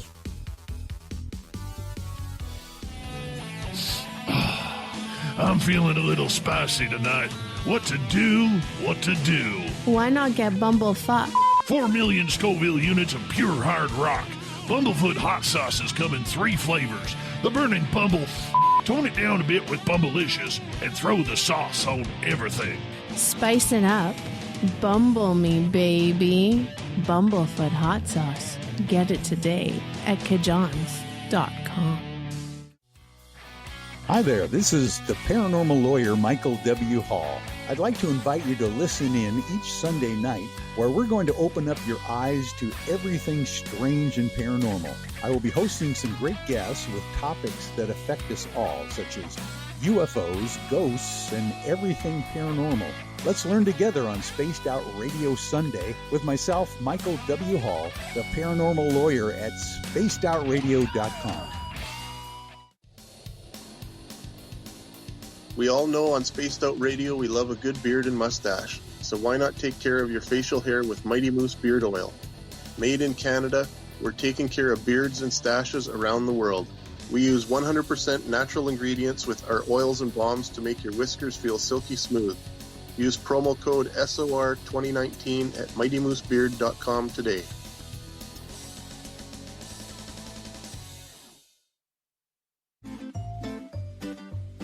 Looking for creative ways to get your company out in the public? How about advertising on Spaced Out Radio? Our sales department is waiting to hear from you, and we can work around any budget. From commercial spots to banners to special promotions, there are many opportunities to get your name and product out to our SOR listeners. For a price guide and more information, please contact us at sales@spacedoutradio.com. Hey, space travelers, this is John Resig, founder of the Chive and Chive Charities. If you know anything about our website, you know we like to do things a little differently. We're not some faceless organization collecting money for a nebulous cause. Our donor dollars go directly toward life-improving items. Then we give those items directly to an underdog who needs it most. To become a donor with Spaced Out Radio's official charity, Chive Charities, just go to chivecharities.org/donate. We are scouring the world for the most intriguing stories of your day.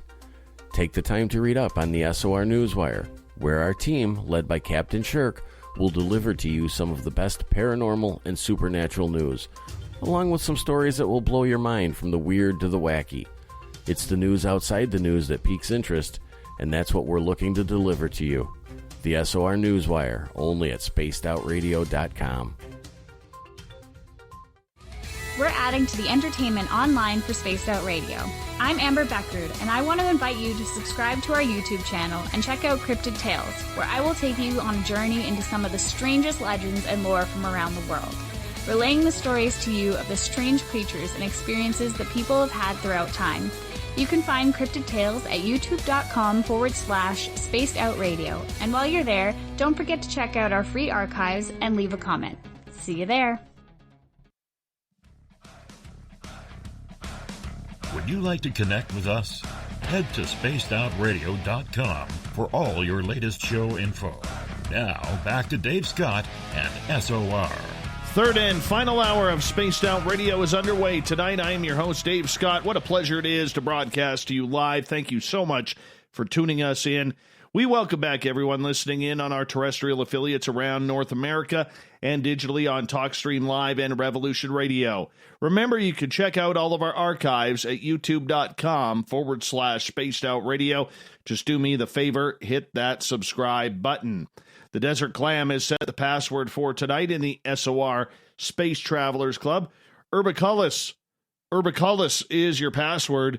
Use your password wisely, Space Travelers, as a clam sets a password each and every night is what I'm trying to say, right here on Spaced Out Radio. Our website, spacedoutradio.com, has a plethora of features for you, including rocking out to Bumblefoot and reading up on Captain Shirk's SOR Newswire. Follow us on Twitter at Spaced Out Radio and on Instagram at Spaced Out Radio Show. For the final time tonight, we introduce our guest, Gary Wayne. His book, The Genesis 6 Conspiracy, How Secret Societies and the Descendants of Giants Plan to Enslave Humankind. And here we go with Gary. That book, by the way, can be found on Amazon. Welcome back, Mr. Wayne. Well, happy to be back and on the last leg. Absolutely. Absolutely. Question from our audience. This is James's question. Hagia Sophia and Constantinople in the prophecy. What's your thoughts? Yeah, I think I would need a little bit more detail on the Hagia Sophia. I mean, that's a huge, church that's in Turkey. So I need a little bit more information as to what the person is asking, because you don't have Sophia or Hagia Sophia that's specifically written in prophecy. So whether or not they're referring to Sophia as the mother goddess, if that's the aspect, and how does the mother goddess fit in with the end time, then I could address that. But I'm not quite sure what they're asking. Well, we'll wait for an explanation on that. All right. With the Bible, there is, and let's focus on the New Testament here with Revelation, because this is the one part that I think scares a lot of people. All right. With end times, the four horsemen coming on, riding on through, probably playing some Pantera or something along those lines. All right. And the Satan coming down with the monster with the seven heads. And, this is where really mankind, humankind, heaven, angels, God dropped the gloves with Beelzebub and his boys himself. Here we go. Tell me about it. Should we be afraid? I'll be very, very afraid. Nobody should want to go through the end time. It is, at the end of it, I mean, nobody would be saved except for Jesus shortening the days and stepping in and finishing things off at the Battle of Armageddon. So, let me just sort of talk a little bit about what I'm referring to. You have what is known as the last 7 years, and that's Daniel 9:27, where you have this covenant that is negotiated by a relatively unknown individual who's going to become Antichrist 3.5 years later and be crowned in the temple. But before that, you even have all sorts of calamities and disasters that are going on in the fig tree generation that Jesus talks about. In the fig tree generation, I think starts in 1967. So understand answering the question that I think we're in that last generation. We don't know whether that's 70 years or 120 years, but I think we're in the fig tree generation. And that starts with what Jesus called the birth pangs. And that happens before the last 7 years and then the lead up. So birth pangs become more intense as you get closer to the end time. And so those birth pangs are wars, famine, pestilence, and earthquakes. And so these are going to get significantly worse. So if people are looking and saying, well, where are we in that prophetic line and where does COVID fit in? That would be probably, we're starting to see some of that birth pang starting to happen. And those four calamities, they kind of feed off of each other, that you can get, from wars, you can get famine and pestilence, and, earthquakes will cause the same sort of thing. So they kind of feed off of each other. So expect them to sort of happen in tandem a little bit more as we go. And disasters, whether or not it's, famine and pestilence and or huge earthquakes, can cause wars because of the instability that it's going to create. And as a lead up to the last 7 years, you are going to see, and if the last caller was referring to this, you're going to see prophets come out from the lady that rides the beast in Revelation. She is the mother goddess. She is the Mary apparition. She is Isis. She is Sophia. She is all of these different names of the same type of God that is representative of the end time religion. And, in Medjugorje, for example, the Mary apparition initiated 6 children, and they have dates that they're going to come out with their prophecies of doom to convert to this universal religion, the true religion, as they're going to call it, or this catastrophe is going to happen on the earth.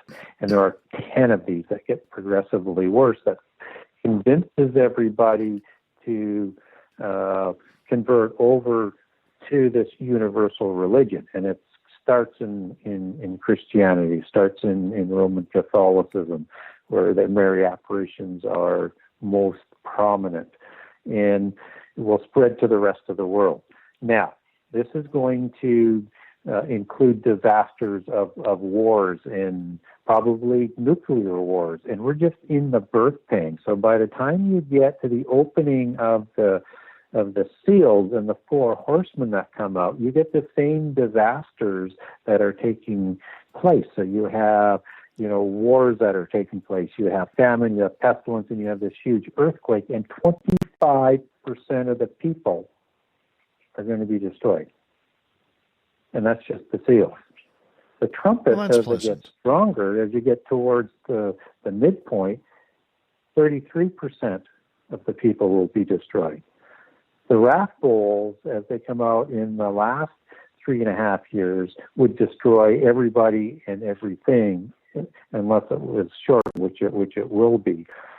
For people who are opposing Babylon, in the lead up to the last 7 years and negotiation of the covenant that starts the last 7 years, and then into the first 3.5 years, they are going to be persecuted, imprisoned, and killed. And it's called the Great Tribulation of the Saints in Revelation 7. And then there's going to be even worse tribulation that affects the whole world in the last 3.5 years.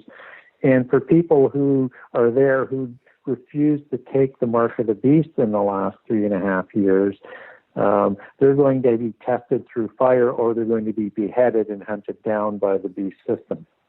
And so this is going to be a horrific period, whether or not you're Christian or otherwise, because of all of these disasters and calamities that are going on, which, will bring about economic collapse as well with these types of disasters, which is why people will work for a penny, which was in Jesus' time.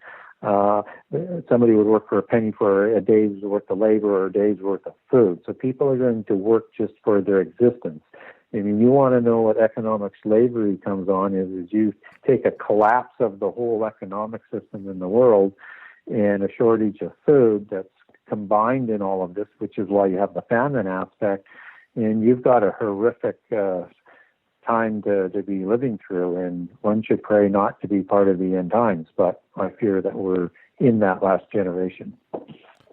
Do you fear the microchips? Because that is a hot button conversation, or we hear about Elon Musk's Neuralink company wanting to make the brain partially AI. Is this a little bit of that danger zone that we're getting into? I mean, because I'll be honest with you, everything we're talking about these days really sounds right out of the movie of the Terminator series.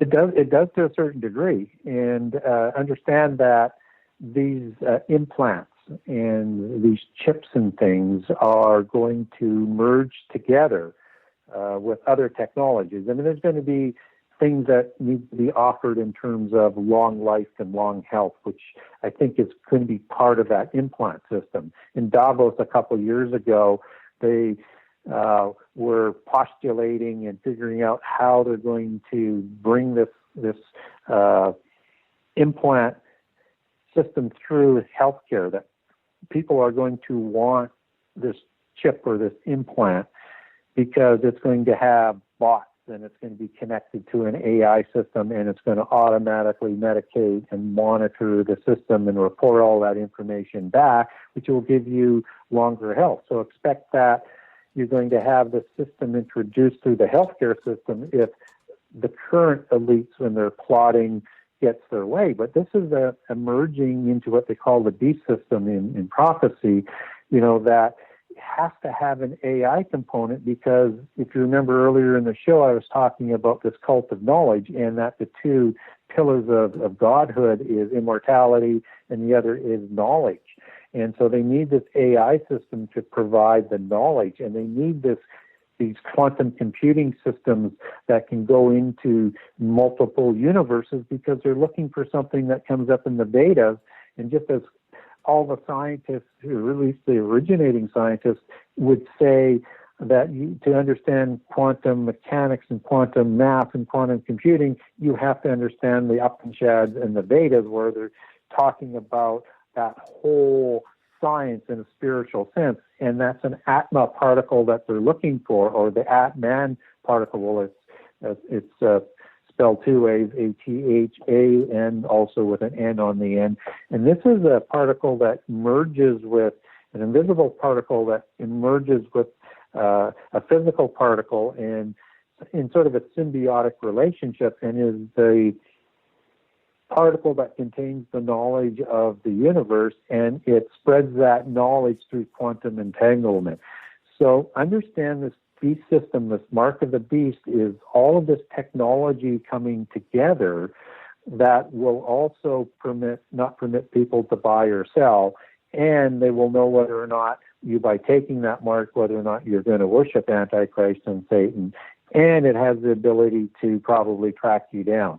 So this is something that is still developing, and we have all of these sort of different lanes that are sort of have a trajectory of merging that will be that AI implant in the body that connects to everything and deliver the promises of the new age. Gary Wayne is our guest tonight on Spaced Out Radio. Okay, so when it comes to Revelation and everything that is written in there, a lot of the things that we see in Revelation are written in ancient type text and then translated. How does it translate to today, considering the technological advancing that we are in, or advanced society we are in? Because are we at our own demise? Is it because of these groups? Is it because the Illuminati only wants a population of allegedly 500 million on this planet, which would mean that, I don't know, about 7.5 billion people would have to go away? Yeah, there'd be a lot. You're referring to the Georgia Guidestones that are, thought to be put up by, the Rosicrucians. And typically they like to say what they're planning to do in advance for some strange reason. So how is that relevant as it comes out of the ancient text? I think it is. I think what we have to keep in mind is that the language that is being used in the New Testament was copied down in Greek and then is translated into English, and doesn't always carry the full meaning, but they're describing things as they see them. And they're, doing their best, even though they were assisted by the Holy Spirit in recalling the visions or the prophecies or the details and writing them down. They are accurate. And so these things that they're talking about are going to happen. And I know I get a lot of people saying, well, but they're not going to be riding horses. And, you've got, these really crazy things that come out of the abyss in Revelation 9. I think as we see technology advance is that when you have that 200 million man war, and that also matches up with Joel 1 and 2 for the timing and the type of beast, when you see these strange creatures, and these are different than the ones that walk out of the abyss with Abaddon and Apollyon, and I'll come back to that in a second.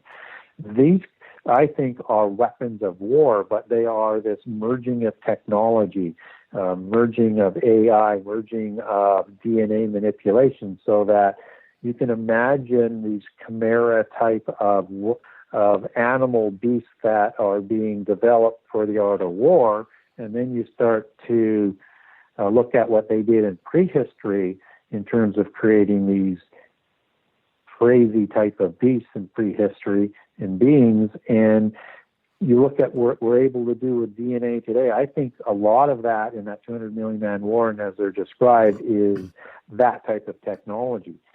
Different than the scorpion beings that come out with Abaddon and Apollyon. I think that is actually a description and not trying to describe technology, because if you look at the description of what's in Revelation as to what a being that was created by another infamous goddess that we talked about earlier, Tiamat, she created a being that was designed to keep the lower gods in line. So I said that Tiamat and Anu are part of the parent gods. In the Sumerian pantheon, Anki and Enlil, for example, would be part of the second tier gods, which would be equivalent to like the Zeus and Poseidon of the Greek mythology, right. Whereas Kronos and Gaia would be the parent gods, just for people as a frame of reference. She creates what they call the Akraba Balu to keep the lower gods in line and to guard the entrances to the underworld. But when Tiamat is killed, they guard the sun temples and things after that. And these, not only in the Sumerian mythology, but also in the Kshatriya Maya, they have the power to destroy the world. And they're led by Abaddon, Apollyon, which both mean destroyer in Hebrew and Greek, respectfully, who I think is actually Azazel, who is the leader of the host of the rebellious angels and the scapegoat, who was, scapegoated for all of the crimes and most of the blame put on Azazel. But he's the one who teaches war, the art of war, making weapons to humans and to Nephilim in the antediluvian time. So this would be a perfect one to lead these scorpion beings out of the abyss in the end time. And that happens towards the midpoint of the last 7 years. And these beings are going to sting people with their tail, and people are going to want to die, but they won't be able to die for 5 months. So it sort of goes back to, you really want to go through any of that. And the description that is in the Epic of Gilgamesh and the Enuma Elish, as I recall, are identical to the descriptions that are these beings that are coming out of the abyss. And I've got a great document on this, and I've got pictures of the Akraba Balu, and they're also called the Gerda Balu as well. different transliteration out of Mesopotamia, different language for the same beings, but I've got pictures that go along with that commentary that are just absolutely fascinating to look at. They're from inscriptions, so they're not actual photographs, but they're photographs of inscriptions. Gary, we've only got about 3 minutes left with you tonight, and this is a show that has flown on by. If you had any message, breaking down the Bible for people who may be on the fence, unsure, or maybe for the believers out there who are still trying to find their own reasoning for what the Bible means to them, what's your statement?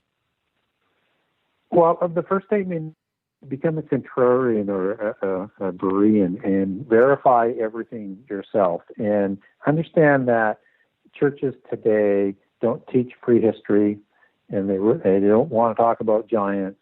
They don't want to talk about how the giants were around in the Exodus. They don't want to have anything to do with that, and they don't want to talk about prophecy. So you're not going to learn what you need to learn from them. You're going to have to read the Bible yourself, and whether or not that's a modern English translation or a King James version, but you're going to have to connect those dots and read it yourself to get the true meaning out of it. That goes beyond the moral values that they teach in the churches, so that you are not deceived. The thing is that if you are going to be deceived in the end time, and even the elect will be deceived if that were possible, according to what Jesus said, and they will be deceived, we can't rely on the church leaders because they're not preparing us for this. You need to learn it yourself, and or start to find people who are putting out information that you can verify yourself, and always verify it yourself, whether or not I say it or somebody else says something. You need to verify it yourself, but you need to understand these things in terms to understand the Bible as a whole. If you don't understand Genesis 6, you are missing 70% of what happens in the Bible. Well, kind of makes you want to go read the good book once again. That's for sure. You've given us food for thought here, my friend. Where can everybody find your book? You can go to my website. That's www.genesis6conspiracy.com. That's the number 6, Genesis6conspiracy.com. And on there, I've got a generous excerpt of all 98 chapters so you can get a good feel for the book. And if that interests you, you can click over to the Buy Now section, and you can buy a signed copy from me directly. Or you can link over to the Kindle version from there to Amazon, or to Amazon.ca or Amazon.com, or to Barnes & Noble. It's sold on most online bookstores in Canada. It is a listed book by chapters and indigos. Not all of the stores carried on the shelf, but they can order it in for you. And if you wanted to support your local bookstore, no matter where in North America, my book is distributed by Bookmasters out of Pennsylvania, so they can order the book in and you can support your local bookstore if that's what you want to do. Gary, thank you so much for coming on Spaced Out Radio tonight. What a learning lesson and what a pleasure, my friend. Well, thank you for having me, and hopefully we've raised a little bit of curiosity tonight, because that's what it's all about, is getting some information out there and having people dig a little bit deeper into some of the topics that we're talking about. I think that's exactly what we did. Gary Wayne, everybody, thank you so much for tuning us in. But, hey, the show must go on as we continue right around the corner with the SOR Newswire and the Thought of the Day. Stay tuned. More Spaced Out Radio coming up.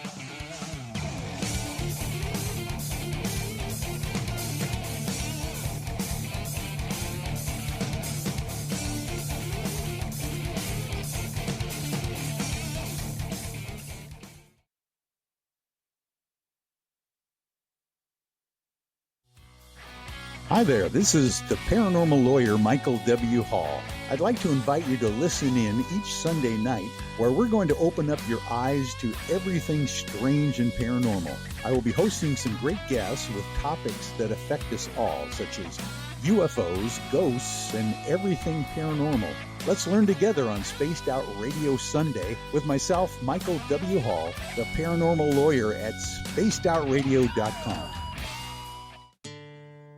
Hey, Spaced Out Radio fans, it's John Resig, founder of the Chive and Chive Charities. Our goal is to make the life of veterans, first responders, and those with rare medical conditions 10% happier. We do this by donating one grant item, ranging from vans to therapy programs to prosthetic limbs, to those who need it most. To contribute to Spaced Out Radio's official charity, head over to chivecharities.org and become a donor today. Hello, space travelers. It's me again, Carl. Don't forget to join the Space Travelers Club for just $5 a month and follow Spaced Out Radio on Twitter at Spaced Out Radio. Our Instagram, Dave Scott SOR. Our Facebook page is Spaced Out Radio Show. Our archives are free at youtube.com/Spaced Out Radio. Come woo it up with Spaced Out Radio today. Bye! Hello, this is your guitar man, Ron Bumblefoot Thal, and I have to tell you, I love the response I get for Little Brother is Watching from Spaced Out Radio fans. It's amazing how music can inspire and make people think deeper about what's going on in the supernatural world.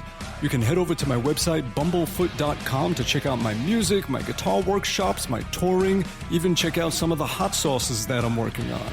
And make sure you keep on listening, because with Spaced Out Radio, you know Little Brother is watching. We all know on Spaced Out Radio we love a good beard and mustache, so why not take care of your facial hair with Mighty Moose Beard Oil? Made in Canada, we're taking care of beards and stashes around the world. We use 100% natural ingredients with our oils and balms to make your whiskers feel silky smooth. Use promo code SOR2019 at mightymoosebeard.com today.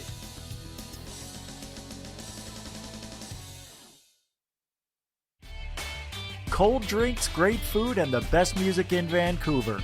The Moose Vancouver is the place to be, open until 2 a.m. nightly.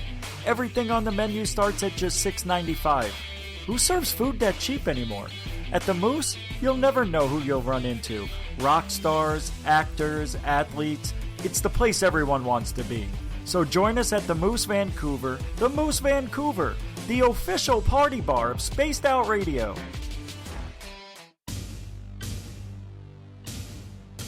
You wanted new SOR gear, and now you can have it. The SOR Vault is fully stocked with t-shirts, hats, hoodies, mugs, and everything in between, with great logos for you to choose from. So head on over to spacedoutradio.com, click on the SOR Vault, and go shopping. Pricing is quite affordable, and you can look good representing your favorite show. So go to our website and pick up your new SOR wear at the SOR Vault today. If you like it hot, real hot, then heat up your meals with Bumblefoot hot sauce. Get your Bumblefoot hot sauce today. The sauce, Bumblicious, and the 4 million Scoville unit Bumble. We're going in hot, real hot, coming out even hotter. Keep the milk nearby and tantalize your taste buds tonight. Bumblefoot hot sauce, available now at kajans.com. At spacedoutradio.com, we are keeping you up to date on all the news with the SOR Newswire. Captain Shirk leads the team that is bringing you the news of the day and exclusive stories on everything paranormal and supernatural. It's free to read, it's updated daily, and it's right there for you. The SOR Newswire is a one-stop shop for the news of the day. Check it out at spacedoutradio.com today.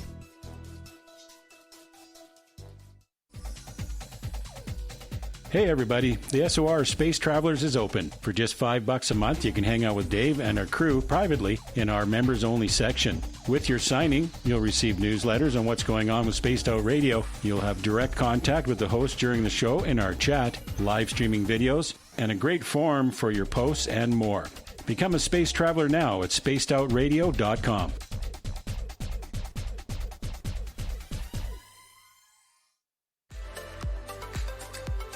Are you looking for great advertising value for your company?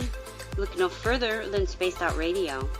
We have a multitude of places to get your name out there, including commercial ads during the show, special promotions, and banners on our website. Our audience is proven to support the companies that support our show. We can make your budget work for you. So for more information, please contact us at sales@spacedoutradio.com.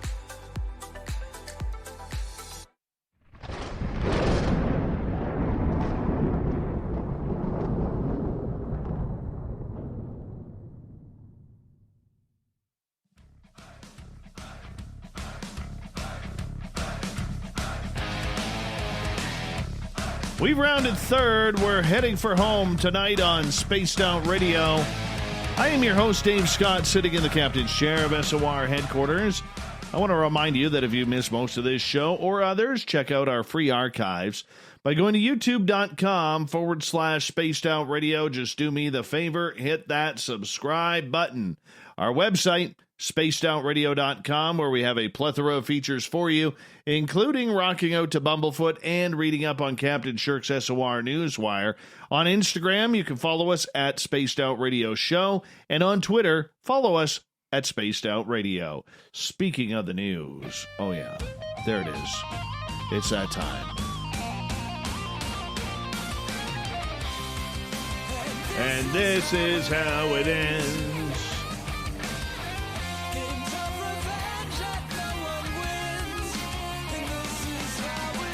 The news is always changing, which is why we bring you the SOR Newswire at the back end of every show, where we get to the weird, the strange, the wacky, and sometimes the glory hole. Yeah, you heard me right. British Columbia health officials are recommending an age-old, occasionally cutting-edge tactic for sex during the coronavirus pandemic. Glory holes! The BC Centre for Disease Control added new recommendations for social distance sex to its COVID-19 website this week. One of those tips was to try and use a glory hole, a hole cut into a wall that is only large enough for a penis to slip through. Yes, anytime I get to use the word penis on this show, it is rare, but it is worth a thumbs up. Glory holes are typically used for anonymous oral or penetrative sex, according to Urban Dictionary, but they're also an excellent way to limit physical contact during intercourse, says the BC CDC. Use barriers like walls, example, glory holes that allow for sexual contact but prevent close face-to-face contact. The health organization writes on its website, "You can't make this up. They've been watching too much Pornhub during COVID." The recommendation is just a tip, or is it just the tip, and not a firm rule, according to the website. Yeah, the site includes many other tips for reducing your risk of spreading coronavirus during sex, such as wearing a mask because it's great to make out with cloth in front of you. Refrain from kissing. Oh, well, I guess that solves that. Using a condom. Yes, that always works. Everybody should use a condom. And washing your body with soap and water after. Health officials, never during though, because no, never during. Health officials across the country have echoed most of that advice, although they haven't said anything about glory holes. New York City health officials hinted at using glory holes in a recent 3-page document without specifically naming them. Be creative with the sexual positions and physical barriers like walls that allow sexual contact while preventing close face-to-face contact, the document said. Oh, yeah, we're getting into it. This is so Pornhub right now. The BC guidelines recommend skipping sex if you feel sick. They also, who wants to have sex while you're sick? It's terrible. They also recommend taking your desires. Oh, my goodness. Somebody actually wrote this. Listen to this. They also recommend taking your own desires into your own hands if you're worried about corona infection. Oh, my goodness. You are your safest sex partner, the BC CDC says.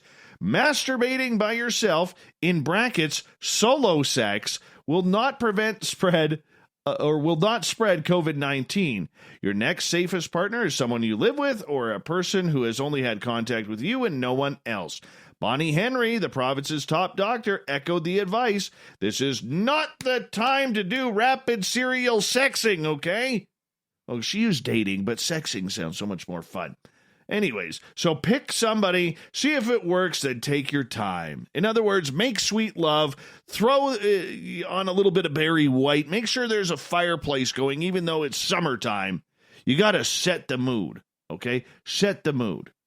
Other social distance sexual pursuits include masturbating in the same room as a partner or engaging in virtual sex. Twitter erupted with jokes on this. Yeah, here's one. Use barriers like walls. Oh, yeah. Available at Lee Valley is a drywall drill. Let's see. What did Morale Solander say? 2020, the year when glory holes became a standard household equipment. Oh, that's good. So good. Yeah. Glory holes, people.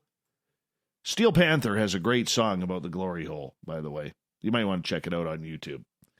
You could use the 18-plus version or the non-18-plus version.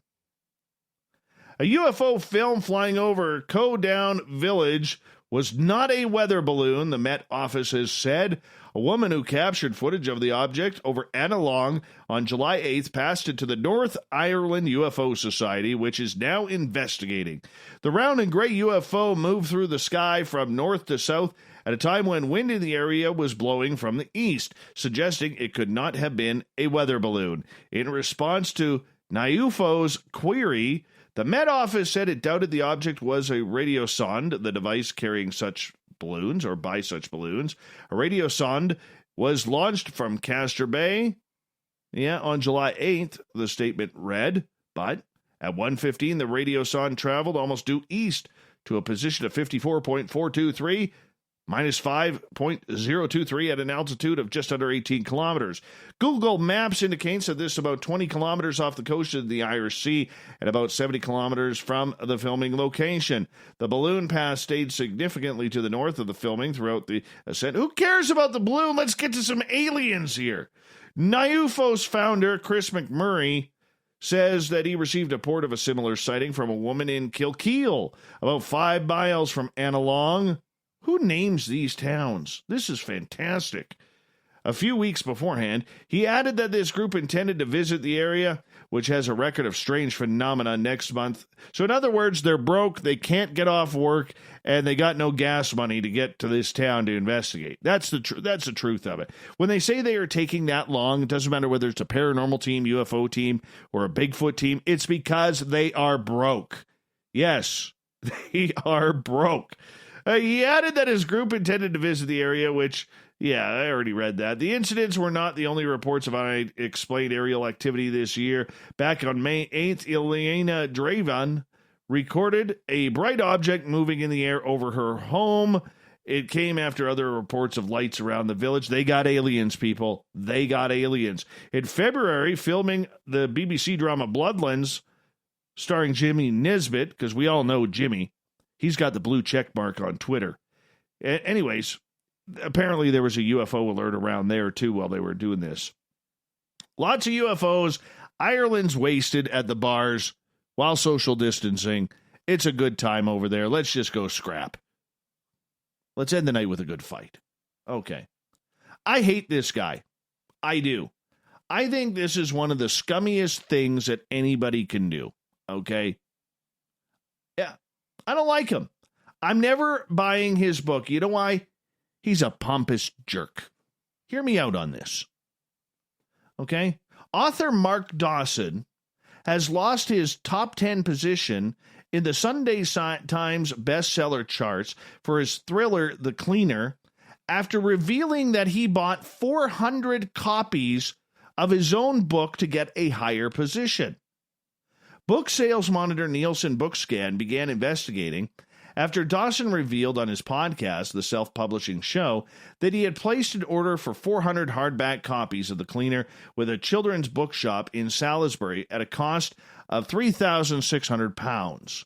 Dawson said he was motivated to do this after seeing he was in 13th spot on the Nielsen's midweek chart, and that he contacted readers overseas to see if they would purchase the novel from him if he bought the books. The purchase meant the novel, published by independent press Welbeck, moved up to 8th place in the Sunday Times hardback fiction list. Dawson's actions were criticized by other authors for gaming the system.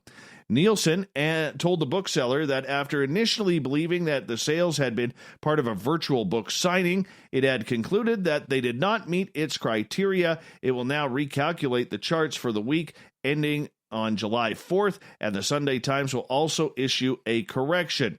With current circumstances calling for alternative ways to achieve sales, we are having to monitor and judge many cases on an individual basis, and we apologize that on this occasion we misunderstood the intentions of this sales transaction. Welbeck, by the way, said, while it was disrespectful, Nielsen's decision to issue a correction to the book's chart placement, if this was anyway a violation in terms. Now he's denying this. What a jerk. I want to call him major expletives right now. This guy's a dirtbag, okay? Scummy, very scummy. Doesn't do anything wrong by buying 400 of his own books so he can egotistically get into the top 10. Throw a shoe at him. Let's go old school here. All right? Anyways, he goes on to say, Dawson's actions were purely in response to requests for copies from his fans around the world. He has no fans. He bought them himself. Guaranteed he still has the books.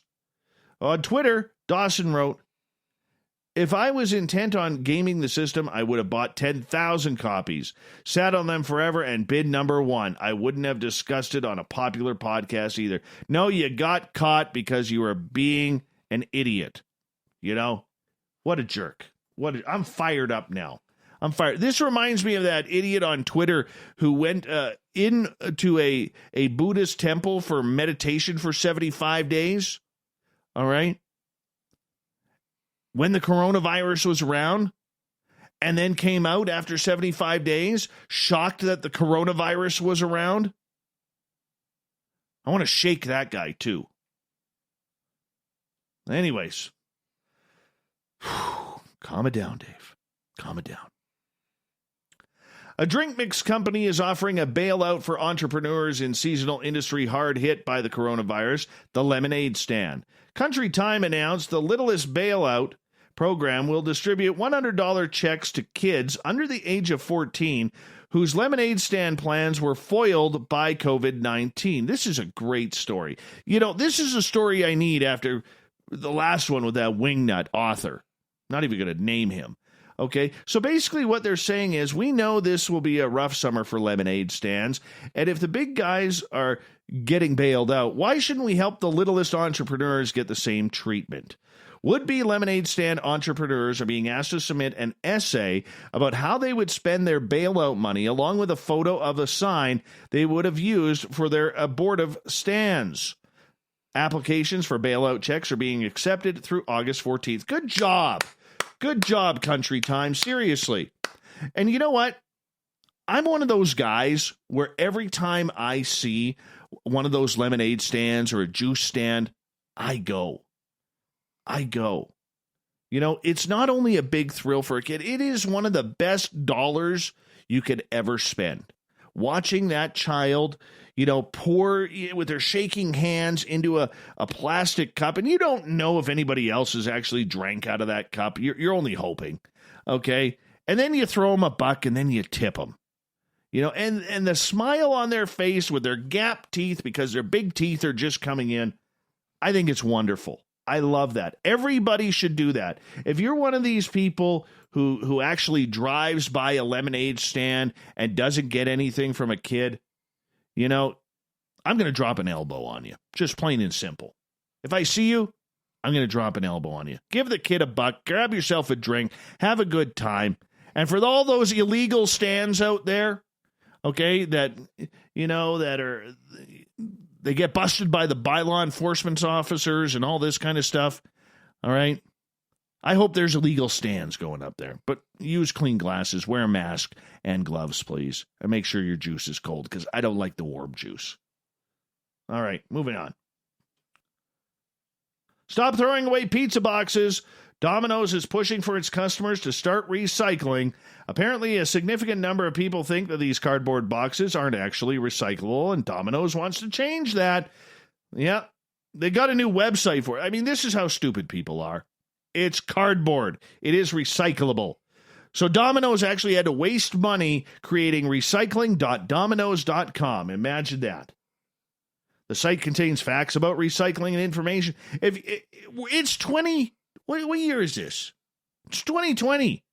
Okay? If you haven't figured out recycling and blue bags by now, there is no hope for you. No hope. None. None. Oh, my God. I got to get rid of that story. I have to. And because of my quick count there, I actually erased a story. Son of a gun. Now I got to go back and find... Shirk, where is it? I'm getting it here. Don't worry about it. I'm getting it. Where is it here, Shirky? Shirky poo. By the way, anybody who calls Captain Shirk on her personal Facebook page Shirky poo, if you can find her, okay, I'll give you a shout out on the air. Shirky poo. Firefighters in New York came to the rescue of 2 people when their inflatable swan float was carried away by fast-moving currents and ended up in the path of marine traffic.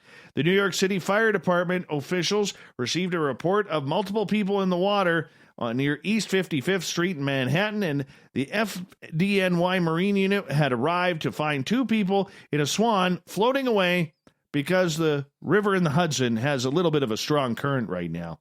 Yeah, the inflatable swan and its passengers were okay, but they were causing a little bit of strife for marine traffic. The people were rescued safely, examined by EMS personnel, did not require further attention. FDNY urges New Yorkers to always partake in precautions when swimming or entering the water surrounding the city. Only enter the water where swimming is permitted and where lifeguards are on duty. All right, let's go to New Jersey. A New Jersey grocery store is trying to find a new home for a rare orange lobster to make sure it doesn't end up on the dinner plate. Well, it ain't coming to my house then.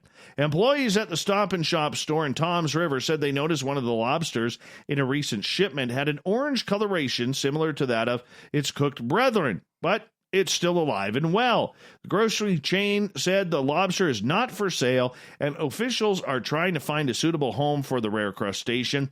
A spokeswoman for the store said the store has been in contact with Rutgers Department of Agriculture and Natural Resources about potentially taking the lobster. Experts said the lobster colors is extremely uncommon, but exactly how rare is unclear.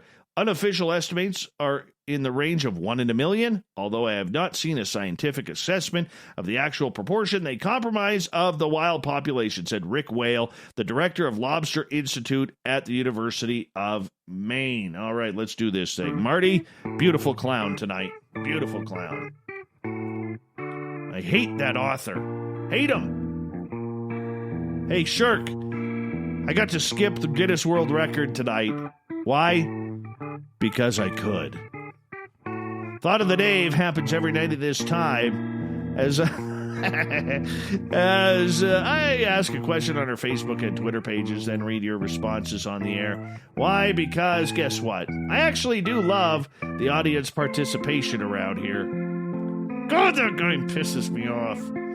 Oh, man. All right, question. What's the best paranormal story in the Bible? I went with Samson earlier. Melissa, the one where the Scooby Gang meets Jesus and they find out that the ghosts weren't actually ghosts, and then the old dude says, I would have gotten away with it if it weren't for you meddling kids. Can I tell you, or can you tell I haven't read the Bible, she says. No kidding. Vicky, when Jesus commanded a demon to leave a man and enter a pig, the pig ran off a cliff. Oh, poor pig. Coral, so many to choose, but my fave is Ezekiel's wheel. I'm thinking of walking up the ladder to heaven. Was it abduction? Uncle Dale, on the 5th month, it was the 5th year of the exile of King Jehoiachin. 3, the word of the Lord came to Ezekiel, the priest and the son of Buzi, or is it Buzzy, by the Kabar River in the land of the Babylonians. Hey, I got that one right. Yeah. That was too long to read, Uncle Dale. You literally copied the passage. I appreciate that, though. Stories of Leviathan, Nephilim, and giants. Of course, there's necromancy and demons as well, says the crypto guru Ronald Murphy. Jerry, it's got to be about Ezekiel's wheel. It's all about a UFO abduction. Bruce, love the story about the Star of Bethlehem. Stephen, the Bible is a story. I have heard Disney are going to get the rights for it. The Gavinator. Not a story per se. The verse of the Bible is seemingly an admission by Paul of the paranormal. Ephesians 6:12. For we do not wrestle against flesh and blood, but against the rulers, against the authorities, and against the cosmic powers over this present darkness, against the spiritual forces of evil in the heavenly places. Okay. Alex Mistretta, when he puts a comment, he never has a shirt on. Never. Says it's hard to beat the Ark of the Covenant for intriguing possibilities. I don't know if it really falls under paranormal, but there is no denying the fact that the effects attributed to the Ark sound very much like radiation poisoning, ergo implying that something else besides the standard Christian mythology or allegory is involved. All right, Davey, never mind all this wheels of fire in the sky stuff. We still get that going on today. But water into wine? Seriously, where do I sign up for this? Oh, Davey, we're going for that. Gabe, the Catholic Old Testament, the omitted book of Tobit, probably the most obscure book in the Bible. It didn't feel like it belonged in the Old Testament. The lessons learned in that book were great. All right, Patricia, so many, especially Revelations. Ron, the demon into the pig, then chucking it off a cliff one. That's a good one. Renee, I would say the resurrection of Jesus, as told by Matthew, Mark, Luke, and John, angels showing up, and then Jesus, after the crucifixion, appears to Mary Magdalene, after 3 days after his death. Oh, that's a good one. And we got to end it right there, because we're running out of time, literally. We are. Damn author. Oh, that guy bugs me. And that Daniel Thorson. Is anything happening with Corona? Oh my gosh. You Momo. Anyways, let's cancel this. Let's get out of here. It's that time. Thanks to everybody for participating in the Thought of the Day. Captain Shirk, thanks for riling me up in the news. Shirky Poo. And of course, to Gary Wayne for coming on as our guest. We got Mr. Ron Bumblefoot Thal rocking in the background with Little Brother is Watching. Bumblefoot is the official music of Spaced Out Radio, rocking us in and out of every single show. Get your horns up for the guitar god himself. Special thanks to everybody listening in at work, at home, in your cars, wherever you may be, and in our chat rooms on Spreaker, YouTube, LGAB, Rev Radio, Facebook, the Space Travelers Club at our website, and the Snarkers and Snarkettes hanging out on Twitter at hashtag Spaced Out Radio. Remember, this show is copyright by Spaced Out Radio and SOR Media Ventures Limited. Thank you so much for sharing your evening with us, because together, my friends, we're watching. We own the night. Mr. Bumblefoot, we need a favor. We need you to take us home.